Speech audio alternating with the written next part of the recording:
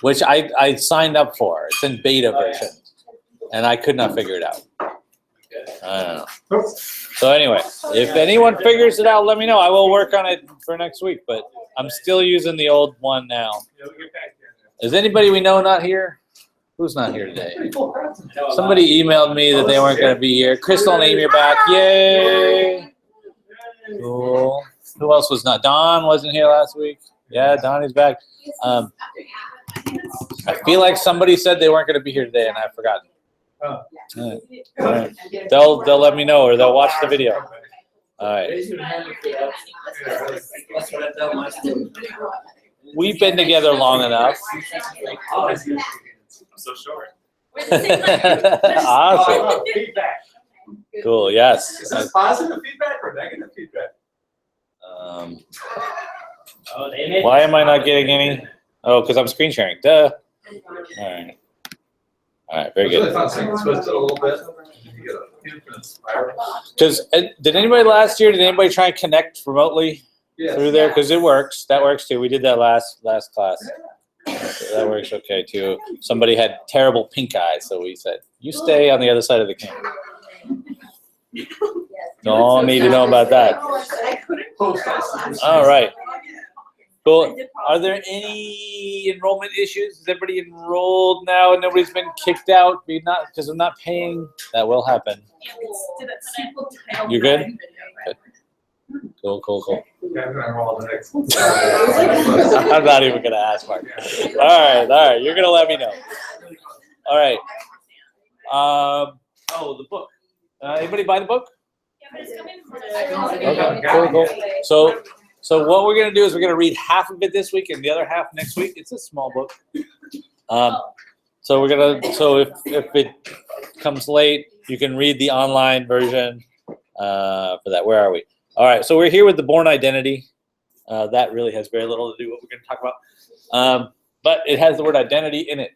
So that makes it. Cool. Yeah, let's jump in.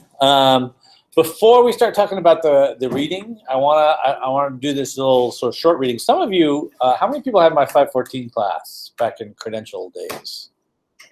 All right, so 2 of you will remember this, or not. That's totally fine. This is an excerpt. So there's this book I really like, except it's totally dated. It's called the New Media Literacy Handbook. And they just did a really nice job of trying to figure out how learning was changing because we have technology. And that's great, but since it was written in the 90s, I kind of feel bad assigning it to anyone to read it anymore. Seems like kind of a bad thing.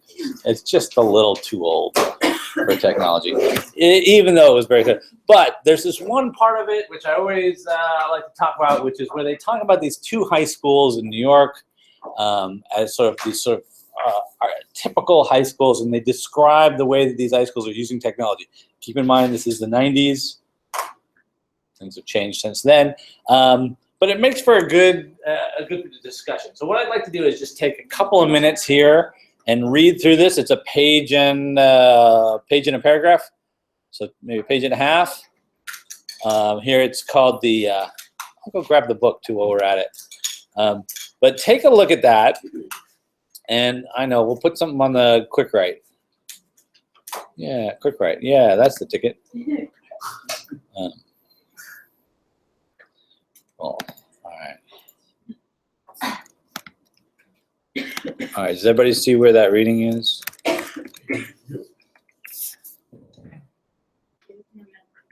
That's a scanned version of the book. Yes. Why? I can't open that. Oh, okay. That's good to know. Apparently my book is not really late, so I was thinking that. Okay. Basically, it doesn't make it onto And that. then the skin up. Wait, so. It's kind of cheesy. So, Yeah. It's really also good. nice to that scan version. I don't know if you. we'll go over that. Cool. All right, so James Madison.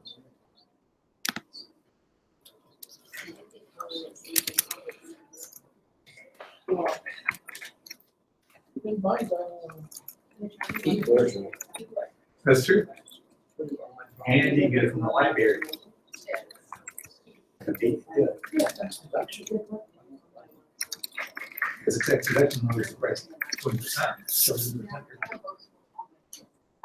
Yeah, everyone was like, yeah, it's off the shelf, Yeah, so you might use them. The other one called. I did my assignment, I never looked at it again. Buy digital That paper, After somebody downloaded it. All right, guys, we're gonna do some reading, so we're gonna make it a little quieter right here. Sorry.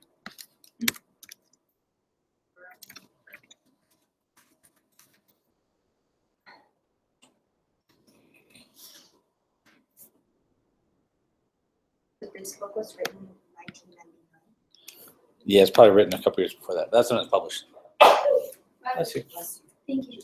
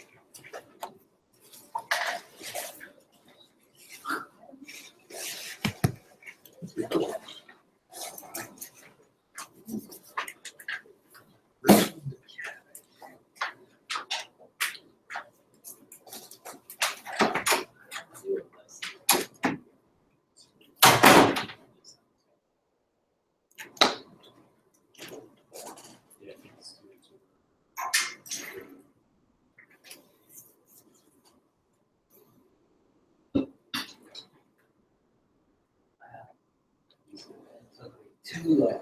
Wow.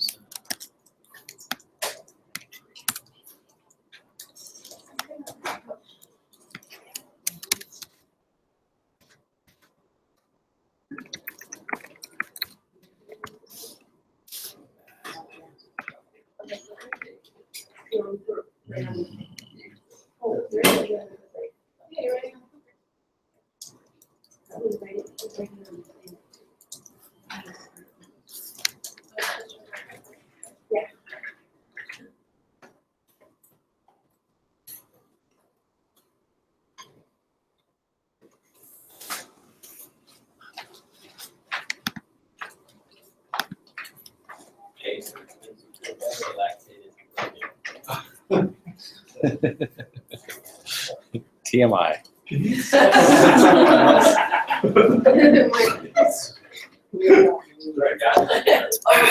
That was classic. TMI as a kid. She's like, no, we don't have these. Oh, you cannot. No, I will. Maybe. We'll see. What comes to your mind when with this James Madison School, that first paragraph? What do you think of that school? What are they doing with their computers? Like a scene from Gangster's Paradise. All right, elaborate on that a little bit. It's a movie. Dangerous Minds. Dangerous Minds. That's all I saw. Okay. The song is like, oh yeah. Sorry. I thought it was more like Forget That's Your the Name. song, Yeah. It's Oh. gangsta. All right, settle down.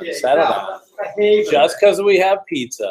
The whole thing, the whole thing is No, but the name of the song really is gangsta. Oh, thank you.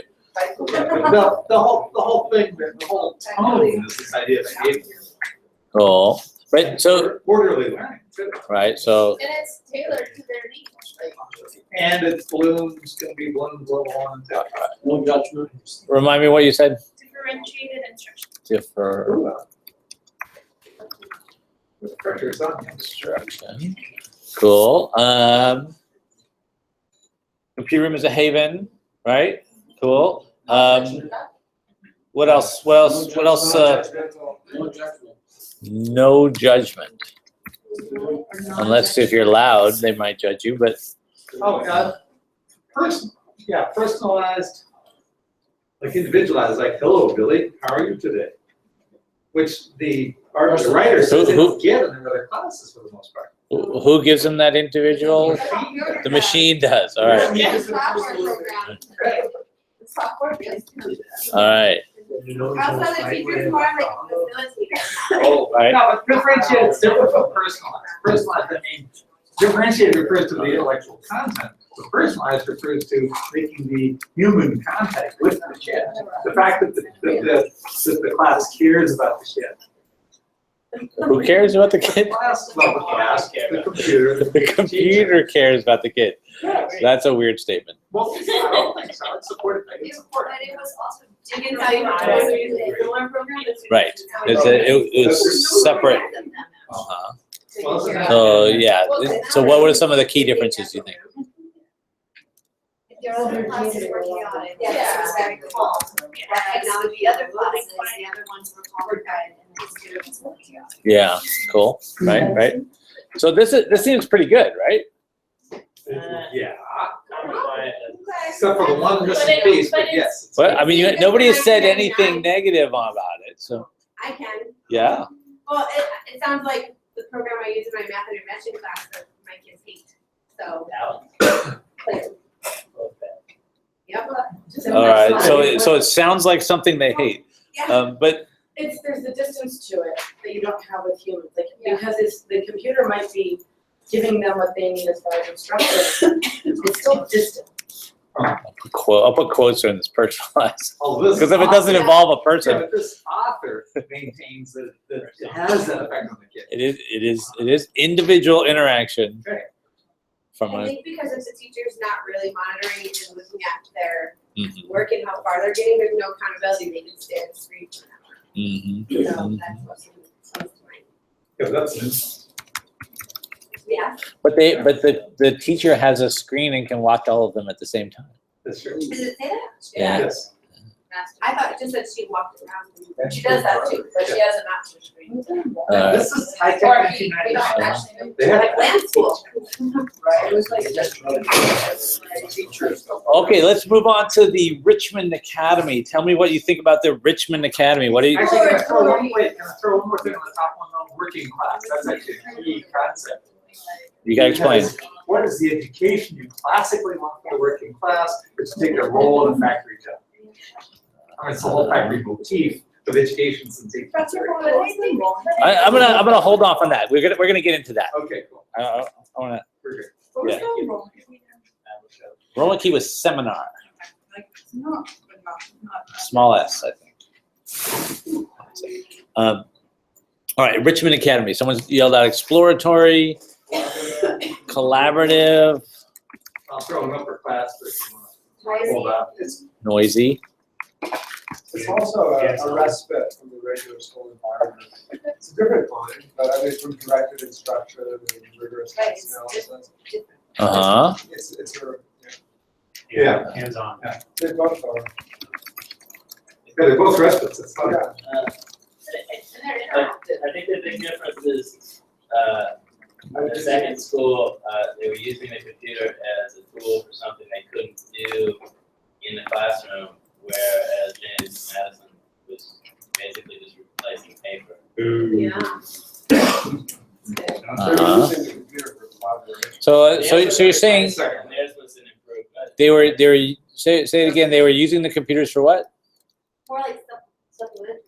At Richmond Academy, it was like extra, it was an For enhancement to something they Richmond. couldn't do inside the classroom, they couldn't, I mean, they could, it so they could have been sandbox and that. But George's gonna add to this. So it seems like the kids in the private school had a baseline of quiet note-taking and everything else, and then this was sort of something that was like Maslow's hierarchy of needs, so they had that basic, so they were able to handle this, whereas the kids in the other school didn't even have that.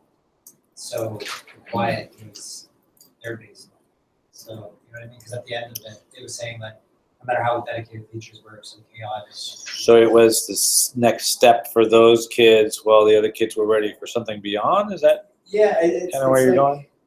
the kids in the private school already had the quiet and already had a lot of this, you know, the things Uh-huh. that the computer classroom was giving the kids in first school as Mhm. a baseline. So then this sort of structured chaos was something that was beneficial to them because they already Mhm. had, you know what I mean, Okay. before. So it's sort of like technology is actually taking the place of what they were getting, the quality of their baseline education. Okay. But you're saying it's improving it. It's making it better. Set. Yeah, it's almost it's like in the first school it was like a Band-Aid, and the second school is actually something that was adding it to another. An improvement. That's interesting. keep the. I'm sorry, I cannot make that. Okay, I think too, like, they were, both of those schools were using them to what they need. Like, if I think of Jason Madison, they're using it, because of how they describe the school, they're using it to keep really the kids quiet and engage with that. I think like differentiated instruction. Whereas Richmond, I think of sometimes my highest students, the hardest thing that they have, that they struggle with is working in groups and collaborating. So Richmond used the computers to get them working together, that they had to use working together. So I think both of the schools use them to what they need, but they were different. In one of them, they're trying to keep them quiet, and the other one, they're trying to get them to collaborate and to talk. Okay. All right. They worked well together. It wasn't academically, but they collaborated. They were in the hall, they were, you know, there was, Even when you didn't want them to. yeah, like, they didn't have that, it's the same, yeah, they didn't have a problem collaborating. They had a problem academically. Whereas the other ones, they had the academics now, they needed to learn how to. Okay. So all right. So that in both cases you're seeing it meeting needs, right? Right. So and so fitting. Yeah. The crucial difference is on Bloom's taxonomy, those guys are level 1, 2, and those guys are level 4, 5. Okay. Because those guys are constructing meaning because 5. Yeah, low on Bloom, 1, 2, knowledge, and whereas these guys are very high level thinking because they're getting ambiguous evidence and they're actually being archaeologists, which is way high. Okay. So it's- All right. Cool. So are we happy with both schools? Yes. Tell me. Well, the first one, it tells you that it's, first of all, it looks like a minimum security prison. And outside, everyone's all crazy, but when they go inside the computer lab, it's all quiet. It's like they're trained to become good prisoners. And the teacher is walking around and like the warden, basically, making sure everyone is on their best behavior. And for me, it kind of feels like they're learning only what they're told they can learn. Whereas in the other school, they explore, they go digging, and they are really in charge of what they're learning. So it's a much more free environment. Sure, it might be loud, but they are consuming. I like the piggybacking. So, Go ahead. Well, I agree with what Jason's saying, first of all. But after teaching in Palmdale, I realized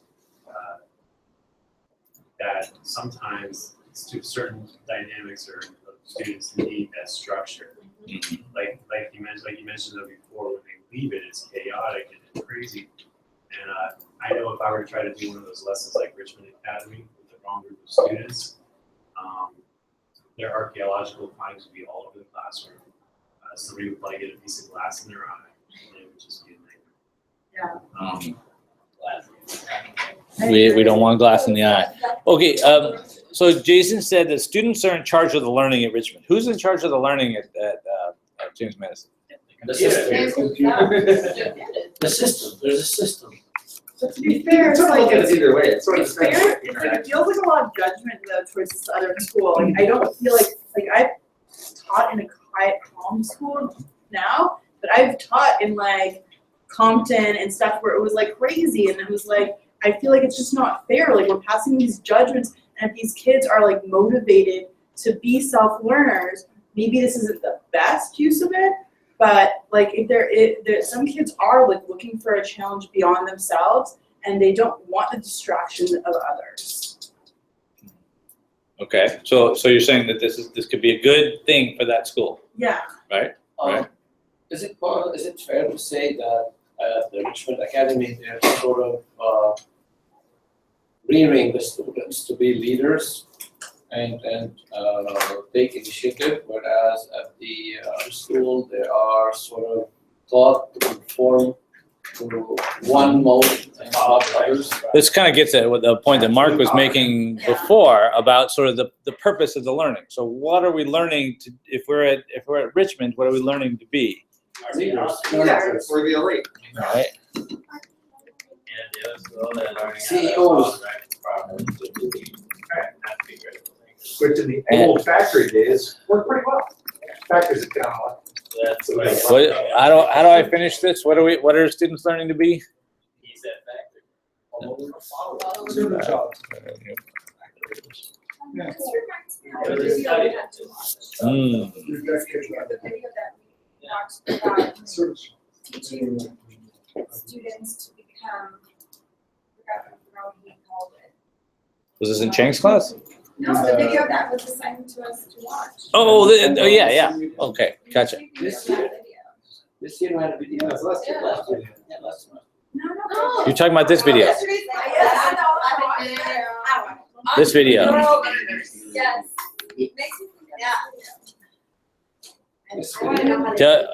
Yeah. Tell me how. What the connection?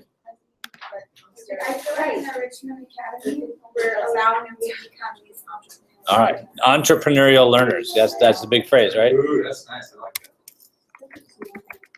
Well, I'd say that at James Madison, they're teaching them how to be.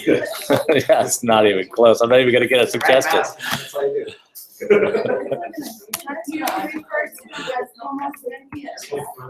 And then Give it up. There's an R somewhere in there. All right. Here's what we do.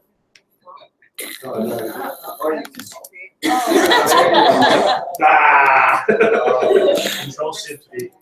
Remember, a Thank you. scout is resourceful. There you go. You know, when you can't spell, you learn these tricks. It's a lifetime's worth. Cool. All right. So we've got this. We've got this thing where we understand what James Madison is doing, but we like what Richmond is doing, right?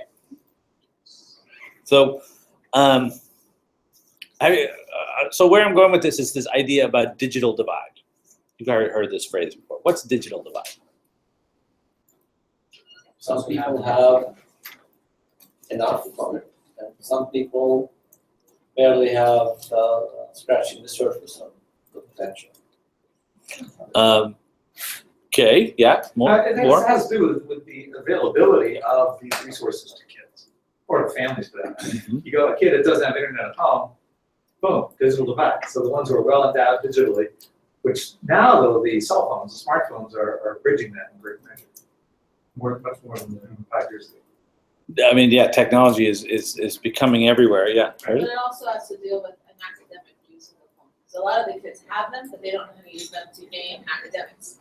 Whereas those the families that have been trained, the family knows how to use the computer, they can do far more academically than those that. Sure.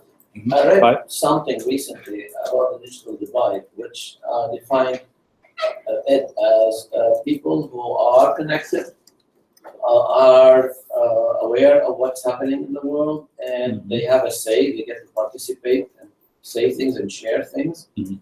And those that are on the other side, where they're not connected, they neither know what's going on in the world, and we don't even hear from them or their point of view, so they're not participating. So they're definitely out of the loop. Yeah.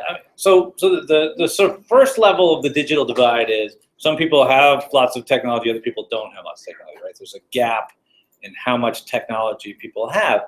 But what Bruner and Talley, the reason that they've got this sort of contrary thing is because both these schools have technology, right? So it's not a matter of having the devices, but it's about how they're being used, right? So it's a slightly different divide, right? And I think part of it is the digital divide is an extension of the divides that we see all over education, right? That we have these great differences in our schools, that some schools have lots of things, other schools don't have any.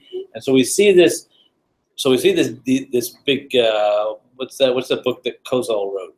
Savage Inequalities, right? A lot of people read that book by Jonathan Kozol. So, I mean, and these differences have been around for a long time, especially since the 60s. It seems like they've gotten worse and worse. And the question is, if we give technology, does that close the divide? If we give a school like James Madison, is that going to close the divide, or is that going to make it worse? It's almost like it just amplifies what you already have. Socioeconomically. I think the teachers have to be trained and learn how to use the technology they have access to better the education of I think So- the kids. So in other words, if the teachers at James Madison were doing more like what the Richmond Academy is doing, Right, like to a But that level might where be- it fits with their students. their yeah, population. we've heard For people saying that example, might be we have- problematic. We have the iReady program. We have some teachers who use it just, as a daily thing. Or like me, I use it more as an intervention for kids who need it. I don't use it with everybody. Yeah, so you guys saw the iReady in this right there, right? Yeah, That is I like the new having, generation of like this. some of the classrooms, and it annoys me. Like today, in my ELP class, I had 4 students who needed to work on iReady, and then I had, a group who was doing something else, and then a kid who was working with me. And for me, that works. Mhm. And part of the class was a bit louder than the iReady group that was working on their own with their headphones, and that was fine. And those were the kids who didn't have the technology at home to do the intervention at home, but I still want them to have access to it. So I think it depends on how you use the technology on the school side Mhm. and how trained the teachers are and what they have access to. Right, and the iReady is helping those kids, right? We're hoping it should. We think. I guess we'll find out after you do your studies. Yeah, George, and then Mike. I heard that it's not necessarily like a school-based thing, but there's a story I think there's about Helsinki's brought in a lot of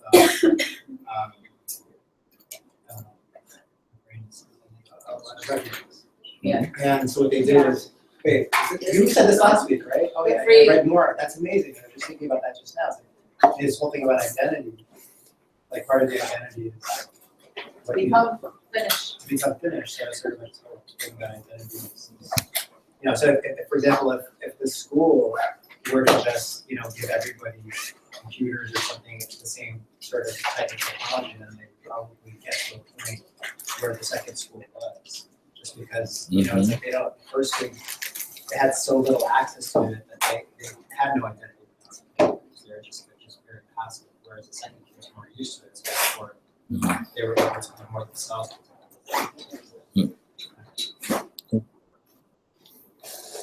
Funny. Is it fair to say that technology is perceived as another tool?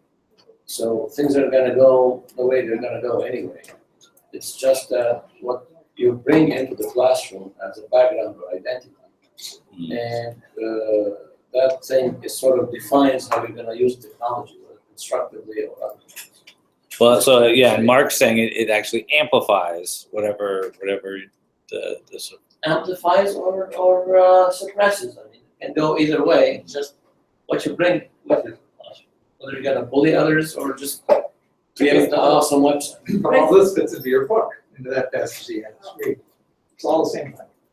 I mean, I all the think same like the way you differentiate it is what makes it really meaningful, is that, yes, you can give like enrichment opportunities to those kids at the private school, but you're able to like serve so many different needs of students at the hectic school because you're like, I can target in, like, I know that we had a lot of the gifted kids from my school, and I worked at the crazy school, leave because we weren't able to meet their needs. But I could have then at the same time differentiate the lessons to meet both ends. Mhm. And whereas like when I'm just creating like, when I'm doing things off of like the normal way, like I really struggle with differentiation where it makes it so easy, I'm gonna be honest, it makes it easy to differentiate.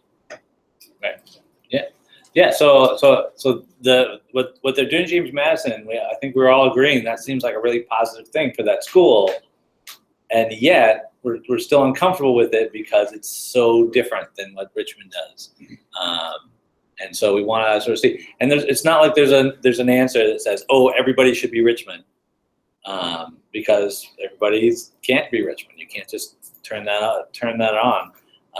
But we've got to be aware that it's not just, hey, they're doing something with technology, that's great. It's how that technology is used. And I mean, one of the things to me that really is striking is that at the private school, the students are really in charge of the technology, right? They use the technology, it's a tool for them.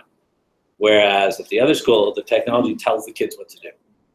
And I could see where kids would learn to hate that, as you're saying. That just socially, even if what the computer does is great, eventually you're going to say, I don't like being told what to do all the time. That's not how I want to be. That's not the identity that I want, right? So at some point, all those sorts of get sort of connected. So the right answer, I don't have a clue. Knowing the various tools and the implications of the tools and how it works is kind of the idea there.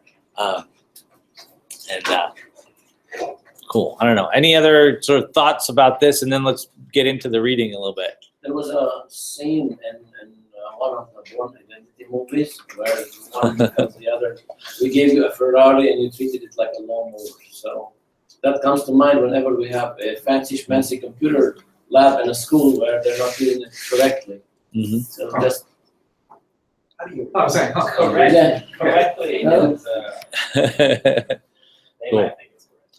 But yeah, but it certainly wouldn't be a bad thing for some of those James Madison people to sometimes get to do some anthropology. That'd probably be a cool thing for them to do sometimes. I don't think we want to Maybe say. that's like a differentiation piece, that like you get to do that, you don't wanna do this one Right. thing. Well, you sort of look on the Exactly. software as sort of a holy grail where you say, okay, let's move the Madison v. Flood. Let's do frog guts. That's the frog dissection program where, Yeah, and so it's interactive and it's exploratory. It moves you into the inquiry direction. Is that one that projects a frog on the? I mean, yeah, there's like so many. The virtual tools frog. for And then you school, can you lift can't away afford. layers and stuff. And Yeah, just like like open you source see, like, textbooks, those we can have more textbooks to read. Yeah. But if we have Chromebooks, they can read an open source textbook. And then you read about these kids in Calcutta walking up to a street corner and, mastering junior college level work in a language they never spoke. Yeah. I mean, it's somehow that piece isn't connected to the Madison thing. That doesn't happen all the time. That's for sure. Yeah, I have a lot of problem with that guy. But were you gonna add on to that? No, I remember that. What were you saying? You think it would be different in another country? I don't think that works. it just seems so unlikely. Down to Calcutta. Yeah. It would be interesting. So you guys all know what we're talking about? No. Oh, okay. So there's this TED Talk. What's the guy's name? Is an Indian guy, and he tells a story about how he took these computers to this remote village, and he gave them computers with Wi-Fi, and then left. And the kids in the village figured out microbiology or something like that. Yeah, right. In India, Yeah, and it was like, oh, isn't that wonderful? It's like that is not scalable. You can't do anything with that hardly. Sugata Mitra. That's right. Oh, wow. He knows this material. And I'm sure he's well-meaning and he understands. I hope that that's kind of ridiculous. We just can't. I like the optimism of it. I just can't take it very seriously as a practical matter. Anyway, cool. All right, so this chapter. All right, so I want to know a couple things, like what made no sense, what was interesting, and as it talks about the different chapters, did any of them seem interesting? Sure. Yeah. There wasn't a part that made no sense. It's fairly dense. It took a little bit of close reading. The language is not the easiest, right? Even for me. And I supposedly wrote it. Well, no, Um, actually, this is definitely college level language, but the concepts, there's some unfamiliarity in some concepts. You don't often talk about Heidegger? Okay, see, and actually, I had no idea that Heidegger, I thought he was like, in 19th century, so I remember.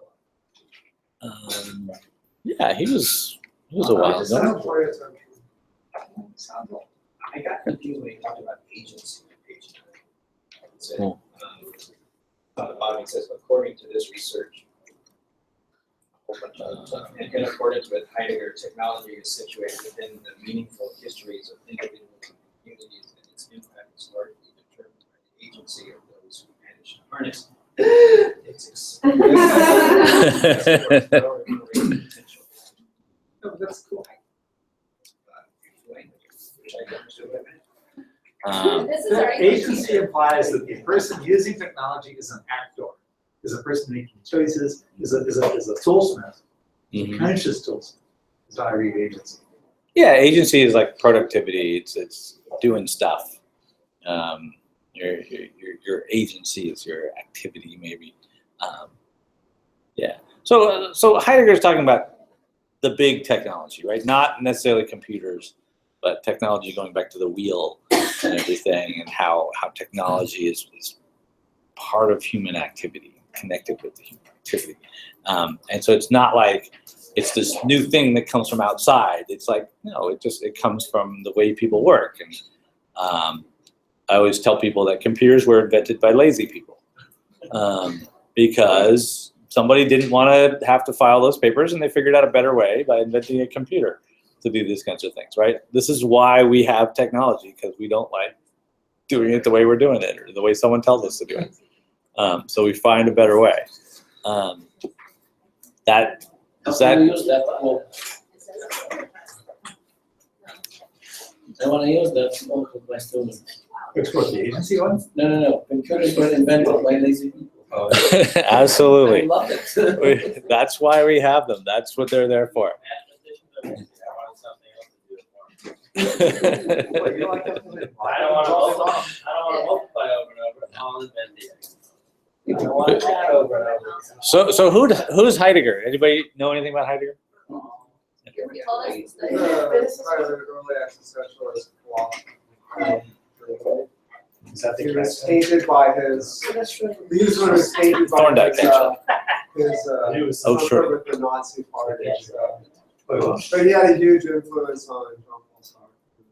So he's kind of like slightly. And beloved by education technology people. Yeah. I don't read a lot of Heidegger, but it is some interesting stuff. Yeah. Yeah. Cool. All right. So the language is very dense. What's the connection between identity and technology? Yeah. It's really intriguing when you talk about the intersection of learning, technology, and identity, and how we're evolving. And it's interesting to see how technology now plays a part in our sort of human evolution. But and Mark commented on that there's going to be like a new kind of people in the future, I guess, thanks to technology. Whereas like many years in the past, we evolved through human interactions, But now, part of our identity, because it's in our hands, it's on the computer. And so that's sort of helping us evolve, I guess helping us. I'm not even sure what to think about that. Enabling us. Maybe, yeah, but that whole concept of evolving and how technology plays a part in that is really fascinating. Yeah, and again, that's something that's not new. I mean, that's been going on throughout human history. Like when you invent the telegraph, it really changes how people can interact and move around, and the airplane and things like that. And that changes the way people live their lives.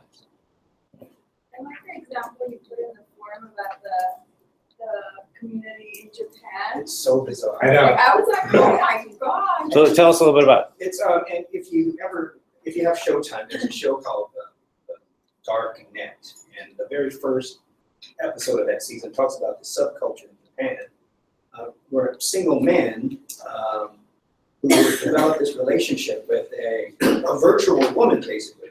They have a Nintendo DS, and there's an app called Love Plus. Oh, yeah. And these men actually, they're taking their Nintendo on dates. They're buying their Nintendo's presents. They're marrying their Nintendo DS's, and there's a huge problem in Japan because the birth levels are decreasing. And men are not having babies. But there's no shortage of Nintendos. That's good. They're trying to figure out how to impregnate their Nintendos. But, So wait, is this a documentary? it's a documentary series on Showtime. All right. It's so bizarre. There's a young man in Japan, he has an argument. His mother is trying to say, hey, why don't you take your children? And he's telling his mother, you're so rude, I love my virtual woman, how dare you? She doesn't like when you talk about her. Modern Romance is Aziz Ansari's book, and he explores how, like, basically technology has changed relationships. He goes, one of the sections, he goes around the world to different places, and there's a whole section on Japan, and like, how they're trying to encourage and how, like, honestly, the sex toys that are involved there. But it's like really interesting. But he also compares it to the United States with everyone on Who is online this? dating. Aziz Ansari, this is comedian. Oh, Aziz Ansari. Okay, yeah. Like modern, but no, the book is really interesting. It like really like the show is based off of the book, but the book is research based. It's really interesting. Baruch? Yeah, on that topic, I suggest the movie Her, the Walking Dead. Right. And I don't want to give you a spoiler, but at the end, it's like so weird that he started being jealous of the woman who speaks from his phone.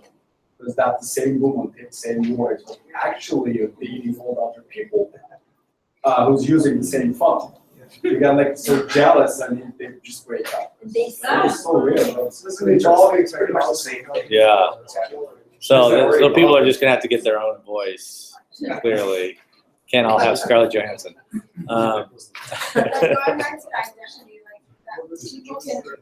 What I wrote in the forum is that having an identity online, you can kind of highlight what you want and hide what you want, and it's still part of your identity, but it's not the whole. Whereas in person, you kind of reveal everything about you through your actions and your interactions with other people and your gestures and the way you talk. And so I feel like the online identity allows you to pick and choose what's highlighted and exposed about you. Or what you want to experiment with at a certain time. But that's, I claim that that's actually an example of what these folks are saying, because what people really do is reveal slices of their identities to other people in meet space. And so I use the word subset of your. But there's like also, if you think about it, I agree totally with what you're saying, but I think of like, I teach 6th graders and they don't know the impact that what they post online and how it has to do later on in their future, they don't know. So one of the things that we're doing is we're teaching them about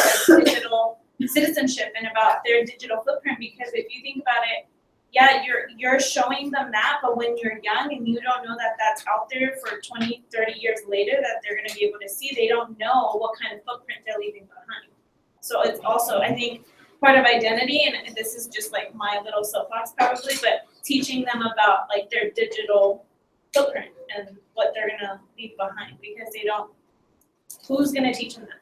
Do you have a curriculum for that or recommendations? There's some on Common Core, Common Sense Media, and that's free, and then there's also another one, but I have to find the name. So Yeah, there is, are, I can suggest on that, there is a company Ever5. Yeah, that's what we're using. what's it called? That we were using too. Ever what? For sixth graders to teach them how to be responsible online. and use citizenship. What? It's actually free if you go to ever5.com. The name is Ignition. The course. Ignition.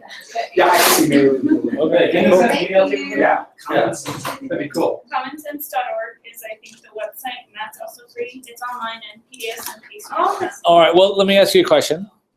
Are you the same people who were here last week? What? Oh. No, that was, Oh, you Where- know. But Say hi to Gert. But Help us out, in Gert. in 7 years, we'll be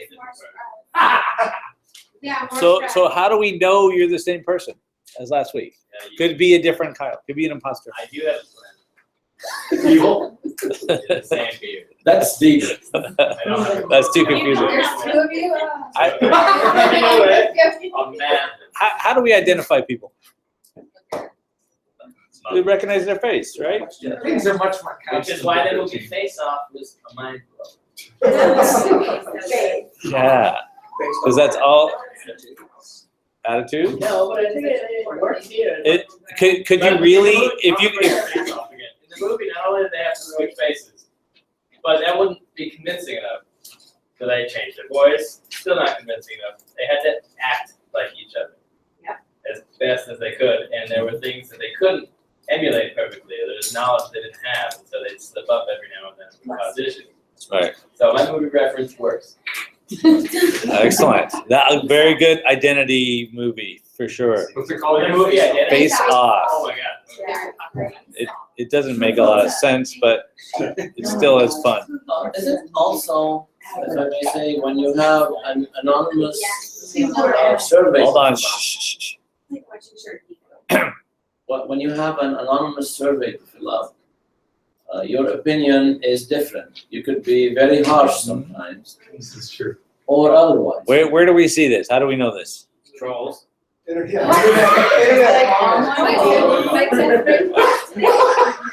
How was your 10th grade class?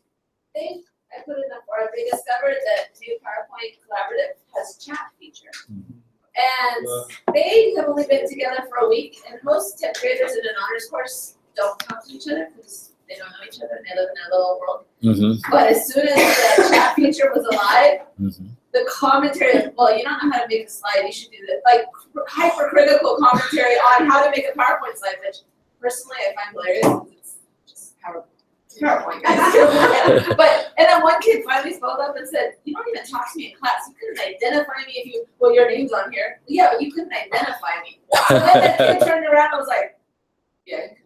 She's like, see, that proves that you're a troll on my, like. Wow. Identity discussion. That is something Right, else. now it's time for us to discuss not making fun of others and How not to politics be online. There's a basic people. It's more like a medicine, but not in the honors course. Your microphone picks all this stuff up. Oh, yeah, yeah. This is awesome. So it's intense. That's when you show this. That sounds very interesting. Okay, I just heard a lot of you guys. Wait, why do you think that is? I don't know the answer to this. Why do you think people act so weird online? I think that because you have that distance, like when I'm face to face, first of all, like I suffer from slight social anxiety, believe it or not, guys. I know I don't show it in this class, but I'm comfortable here. So you pass. But like confronting people and telling you how I really feel is almost impossible and will cause like a panic attack. But online, like whenever I'm pissed off at Time Warner, I don't call them. I go on a chat because I'm like, okay, there's that distance and I can't see their face and I can't hear their voice, and so they're just a machine. And I can just say how I really feel and how truly angry I am with them. Okay. Whereas on the phone, I'm like, no, it's fine that you're charging me $300 for nothing. Like, Okay, so you feel like you can be yourself there, yeah. but I don't think that the students are here. That's not themselves, is it? Well, I think I think it actually is in there, it's just they're not willing to it's Yeah, secret in their they're inner judges. They're They're testers. judges. But I think I have exteriors, like, We all have a Do you have meat. a copy? Do you have a transcript of that? All right, Farouk, hold on. What does Farouk say about this? All right. I think there's no consequence. Yeah. Yeah, I agree. Yeah. But why? Well, no. Okay.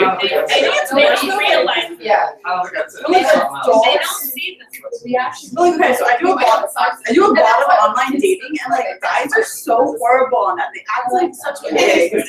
Like they don't seem to connect. So they start telling them, like, would you talk to me like this way in real life?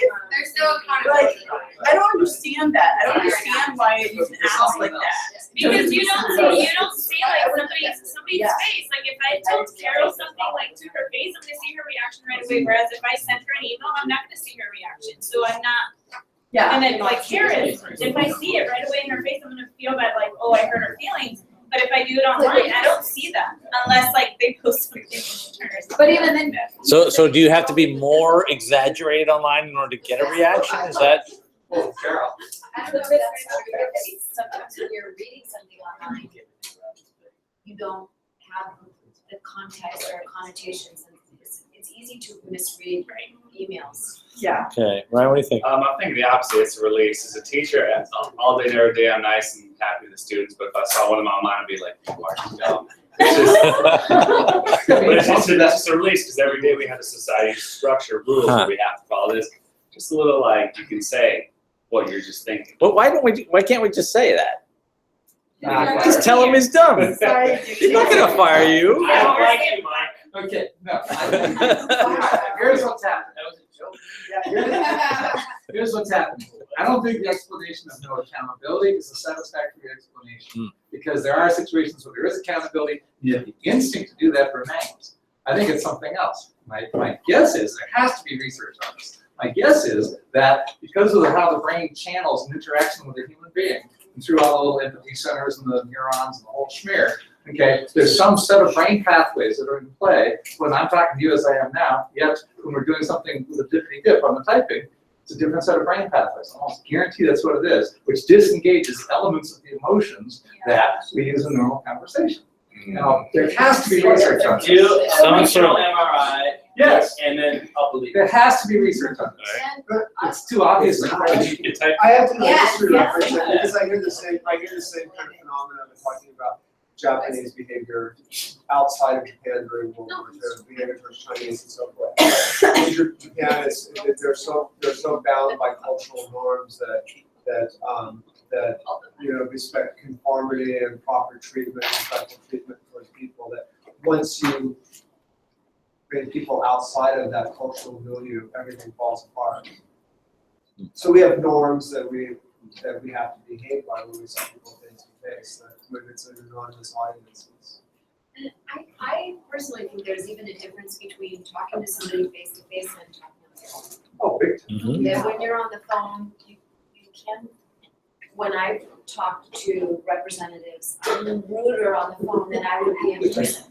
That's true, me too. But then it's at that level of online, but isn't that because I don't know. Say it again. You can be conscious, right, like conscious of like where I am or who I am, or how do you see me? So like here, I'll be acting this way, and then the other side, I have to act another way. There's like different switches. So there's this feedback you get when you're seeing a person, their face expressions and stuff. And that feedback makes who you are because you feel conscious of that. I don't know if this is related, but I think when I was little, I saw something on the Disney Channel, and they were talking about how they talked about Something how sticking around. a person wouldn't step on an ant if he's walking on the street, and then once he gets behind the wheel of his car, he becomes this madman. Oh, and that he wants goofy to- one. Goofy one, Yeah. And then he wants to, the circle, like, oh, there's a pedestrian, we don't get it. Yeah, that goofy thing, So, that's awesome. I mean, when you're driving, you're so rude to people, you're making hand gestures and you cut people off and you try to bypass them. I'm not like that in real life. I'm a defensive guy. I'm a defensive driver too, but Because I wanted that my students might be in the other garden, they would see, beside me, I don't want them to see. I had students clean my footsteps off after I cut them off. Yeah, I'm very All careful. right. Let's go back to the quick fire. Let's do some of this online here. We gotta get people on the record. Ooh, on the record. Yeah, I'm doing that fMRI thing. Are you supposed to say? Thank you. Oh, okay. Say. I would just like to Are you? If you go to the top of the website. All right. So the question is, and write your answer before you tell us. Two scenarios: a person you don't know and probably will never see again, but you're face to face, and a person you know for a long time, but you're on email. So we have to choose these? Which are you more likely to say something harsh? Maybe that's a better word than offensive. Let's try not to be. I accidentally did it. I meant to word wrap it.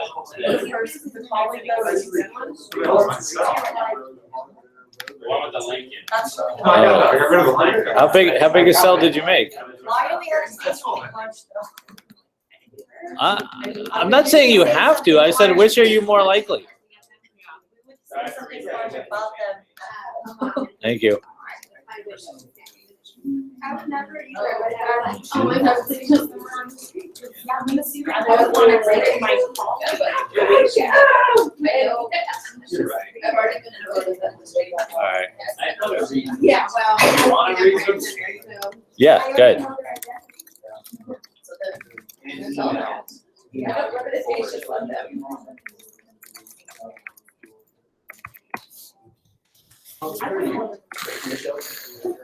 Yeah.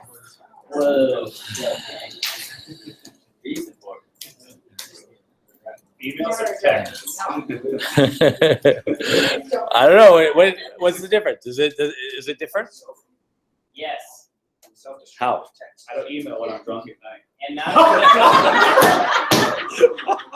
everyone reads every email. Even if it's from someone. All right. That's well put. Wow. I totally see that. All right. Email, I feel it's a little less personal. You don't have to read it right away. Mhm. They might not read it at all if they don't like the subject or the person that they got it received from. Mhm. Lots of emails. All right. So a lot of people think they'll be harsh to a person on the street. I'm not sure. I feel like people say stuff in email more. If you were to change it to in person, like, I'm really a walking contradiction.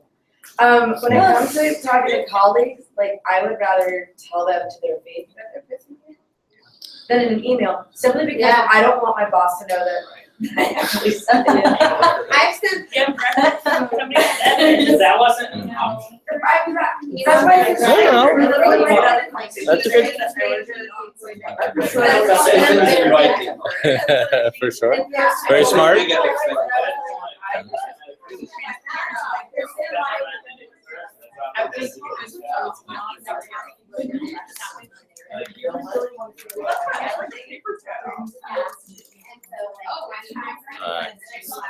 No, I don't want to do that. Okay, so let's do another hypothetical. We'll just talk about it though, because it takes too long to write it. Is this more Heidegger? Right? So, when you're on the street, right? So you don't know this person, but they could recognize you, right? So there's the chance that you could be identified and something you say could stick, or they could kill you. Yeah, exactly. They could do. You're right there in person. So, Just record you, like, or, yeah. it's instant world now. Right. So you have the potential to be identified. So what if you're online with your online account, which is not your name. So you've got some handle online that you're using, and you're posting something on, say, a discussion board someplace. What about it? What are the implications of going off on somebody? Cyber. They can go off on you. It matters Yeah, how Americans often are you $300 million use that, because like if you feel like that's your online community, you don't want to feel disrespected in your online community because you have familiarity with other posters. Right. So you're like socially, You're already a known person on this community. yeah. You have a reputation. Right. So if you were to, you know, Well, there was one time I had a friend post something about, very positive, body positive article about, how women shouldn't judge each other based on their sizes. And this, like, I guess her Facebook profile is public. And this woman that no one knew, like, went on and like went off about just how we're all horrible people supporting someone who's actually fat. We shouldn't tell them they're beautiful. And like, she told me that I was an ugly person because I was like, this article was beautiful, I love the message, and she's like, well, that's because you're fat, you don't know any better. Like, total stranger. Are you talking about that ESPN show that's happening? No, this was a personal, like, she attacked me. But like, I think that, wow, and now it had her name, I mean, it had a real name, I don't know if it's her real name. But you know, it's Facebook, it's not like she had a you know, like a handle or something. It said like James Smith or whatever. Right. But I think that because it was over the internet, she felt that she could attack me and my friends the way that she did, because there is that distance, and it wasn't even anonymous. right? We Yeah. could have, I'm sure, found out who she was and been like, Go over there, give her the knowledge. Yeah, I'll find some people in common that know her and start talking bad, saying bad things, right? But I mean, you know, it's even like we all say that we wouldn't, but I think majority of people, given the distance of the internet, would get to a pretty harsh place and sometimes pretty quickly. Majority. Yeah, I think a majority of people would. But yeah, I want to think, yes, I think they're, like of any police force, 5% are priests, 5% are criminals, and the rest kind of follow the flow. I don't think that's the case with the internet. Yeah, I think the internet, yes. I think it's really screwed. I do think people behave different on the internet, For sure. and I don't think it's their inner demons coming out necessarily. It's something about the internet. Yeah, I just like, yeah. Or- If you read like all the comments on the video, like, even if like the comments, they're fighting each other. Yeah. Always. Related to For no purpose. Yeah. Even though they use their name, they know that there's something from different countries. So they pretty much haven't done that if they go face to face. Oh, yeah, you know, they would never. Yeah. Something I find interesting, a friend of mine is in like a mommy and me group online. And they're like, there's like these whole terms now, I don't even know them, like for mommies who are all natural and mommies who are not, you know what I'm talking about? No. Okay, but like they kicked her out of the group for voicing her opinion and they know her in person. And I was like, wait, so if you were talking, you're having a conversation, it's not like they're gonna be like, you need to leave.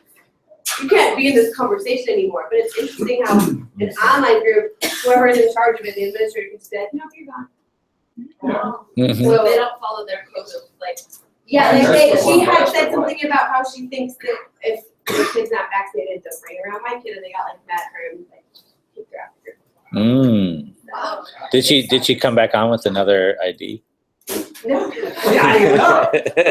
I would do that. Or So it's really interesting online because you have this ability to create, you know, this persona, but then after a while you're sort of invested in whatever group you're in, and you sort of have some sort of you have something to lose at that point, right? You could get kicked out of this group, even though that doesn't really change anything, and she could get back on in a minute with a different account. But it's a little different with Facebook because Facebook, it's very hard to recreate Facebook. I mean, there's a lot of sort of reality there. You can't really escape it. And other social networks are greater or lesser degree. You were going to say something, Carl? Oh, sorry. Well, I think a lot of people don't really care if it's anonymous or not. Like you said, that woman wasn't anonymous. Mm. But I don't think it's because they could just create another account. There's nobody who really wants to go through that.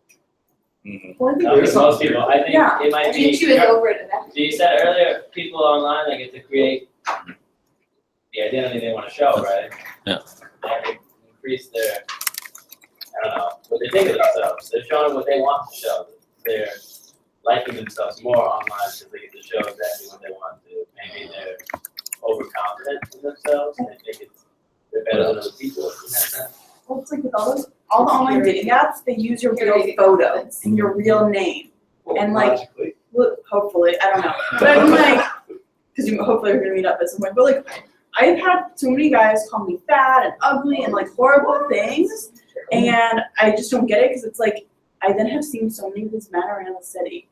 Like, it's not that anonymous. Like I can like pick you out, and like I know so many guys who like have gone out with my friends We know where you too. live. It's like so weird to me that I'm like, I just saw you at the Echo last weekend. Like, but thank you for calling me fat online. You would have talked to me in real life. No, it's a weird thing. I have a Yeah. mom group online, and I don't know these people beyond the mom, because everything they post is mom related. So do I really know their identity? No, I know their mom's identity, like that part that they've highlighted through this community. Yeah. But I don't really know them, and a lot of those women actually live in my community, so I could see them on the street. But do I really know who they are? No, I know what kind of a mom they are. I know their interests in that part, like what we have in common and what I agreed or disagreed on. But I don't really know who they are. I don't really know their true identity, their whole self. I just know part of it. So when I say like they highlight like what they want and hide what they don't want to be done in that community, is that part of it. Because all of these moms in that group, I know them as a mom and as a mother, and things that we have in common as far as our kids go and what we post questions or concerns, but it's all mom related. It's all issues that moms Yeah. have to deal with. You know like there was this one slice about them, but you don't really know them. Yeah. Yeah. I get that feeling when I teach an online class. Like I get to know a bit about the students, but then I meet them and it's like never what I pictured. It's like, and I don't feel like I know those students hardly at all. It's, Yeah, I it's agree. very different. I would so take an online master's. I just want to say. Well, a lot of those online programs, they make you meet first. So you got to get to, even the one in Australia, you got to go down there. Well, like, yeah, Australia has this online PhD program that some people do. USC's program though is like basically all online. Like you're, and I was like, I don't have the money for that, but like it was very attractive. My friend was like, oh, you don't have to drive to school. No, I'm totally against online classes. I've tried it, it's not the same. It's definitely not the same. That doesn't mean it's not good, right? It's, yeah. So it looks like almost everybody's on Facebook except for people like me. A few people don't do it. On Facebook, am I on it? No, do you have an account? Yeah, I was. All right. Cool. It's half the experience. The thing I could never figure out about Facebook, and one of the reasons I'm not on it, is I could never figure out how to keep the friends part and the work part. They were always getting mixed up. You can change what people. Yeah. see, but in the early days. Yeah, but it's still confusing. You don't know what to post to who. I stopped posting. Like, I have like Read. Twitter is just like for work. Instagram is just for friends. Like there's certain things, like certain social medias are used for different things. Yeah. Cool. Recently, That- like I did How many people do Twitter? How do people? So I'm like Alicia. I use it just for work. I don't post personal stuff about what I'm doing. Yeah, I only use it for teaching. It's really handy because it's so short and we're busy. Although I often get behind on mine, I have to say. But It's a good way to stay in touch with old students. It's good way to get like what's the latest news and what are people talking about, and what seems important, and so I really like Twitter for that. You can all follow me. Cool. I'll put my. So this department chair, did you credit That's that right. you have more than X amount of So. followers? All right. Oh, look at that. No, I don't think our department chair knows what it is. All right. So put your Twitter handle in there, and we can all connect. I don't really post very much yet. Someday I plan to. There's a lot of Brian. And what's good with Instagram? I put my thing on the bottom of that list. Family. Instagram's for family mostly. Yeah. Yeah. Instagram accounts, they actually do sell Yeah. on Instagram. Yeah, Twitter does that too. They have. Ads. Yeah. Yeah.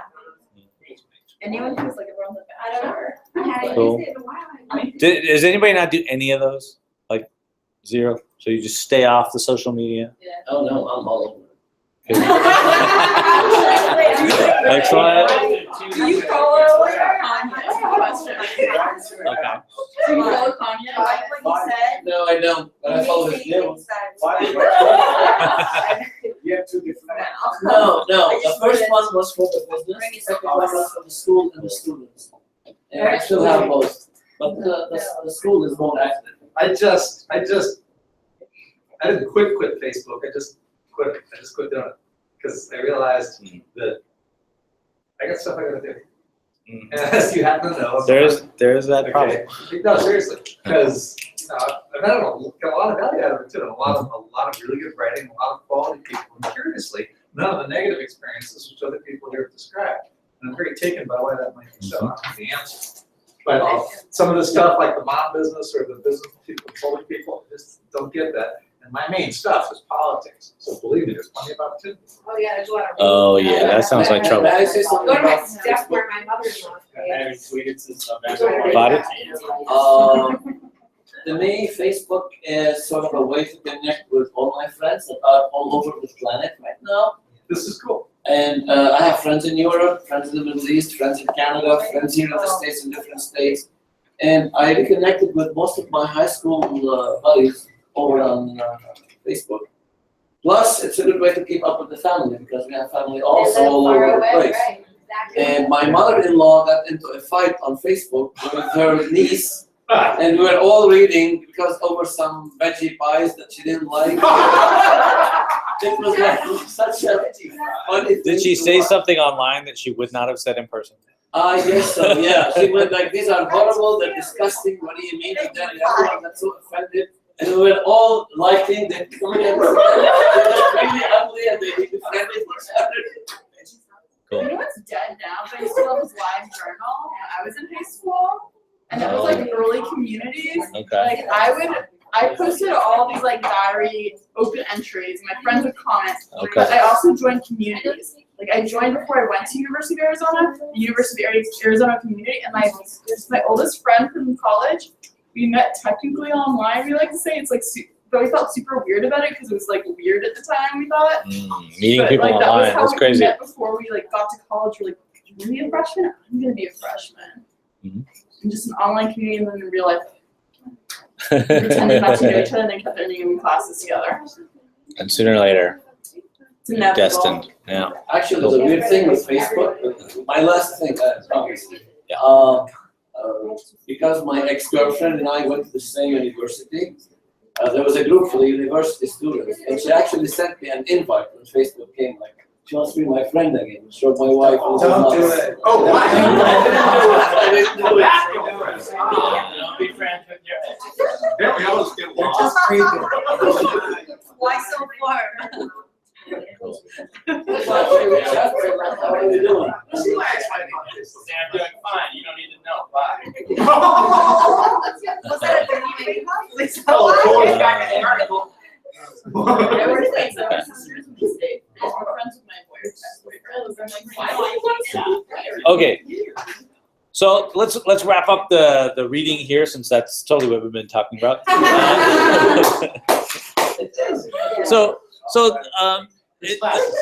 We did the book in two parts. The first part was about how technology was, people were sort of inventing technology, using technology, and the second part was supposed to be how technology was sort of changing people, right? So it's got that sort of people changing technology, technology changing people kind of a thing. It didn't exactly go that way. I was just kind of curious as if you saw anything in there and you're like, oh, I'm really interested in that chapter, or some of the stuff that that's in there. Well, I did have this question. Reading this, does the audience of this, does everybody know names like Foucault, for example? Because I saw a bunch of names in there that I felt were probably famous if I knew a lot, but I don't. Yeah, Foucault's pretty famous, but I mean, not among teachers, but among the researchers. Great group. Yeah, Yeah. the domain here.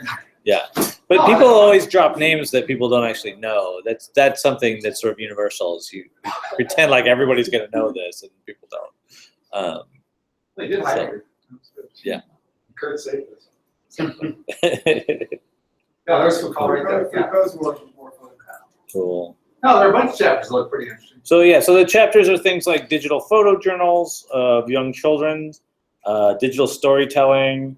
I like digital storytelling because I use it with my students. Kids in an after-school program building web pages. What's that one about? Oh yeah, kids who are in a hospital situation using technology to communicate with each other because they are sort of bedbound. That was a really interesting one. And then in the second half, they have things like multi-user spaces and kids using sort of virtual spaces kind of things. Talking about femininity in the classroom and in online sort of issues of gender identity. Let's see.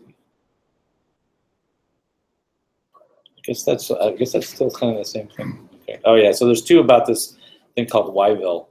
That was a big deal back in the aughts. It is still around. I don't think it's such a big deal. I linked it to my website, but I wanted to ask you, how can we use it? Because I tried to create something and then run with it, but I didn't know how to interact with others. Are there other users you can interact with, or it's just software?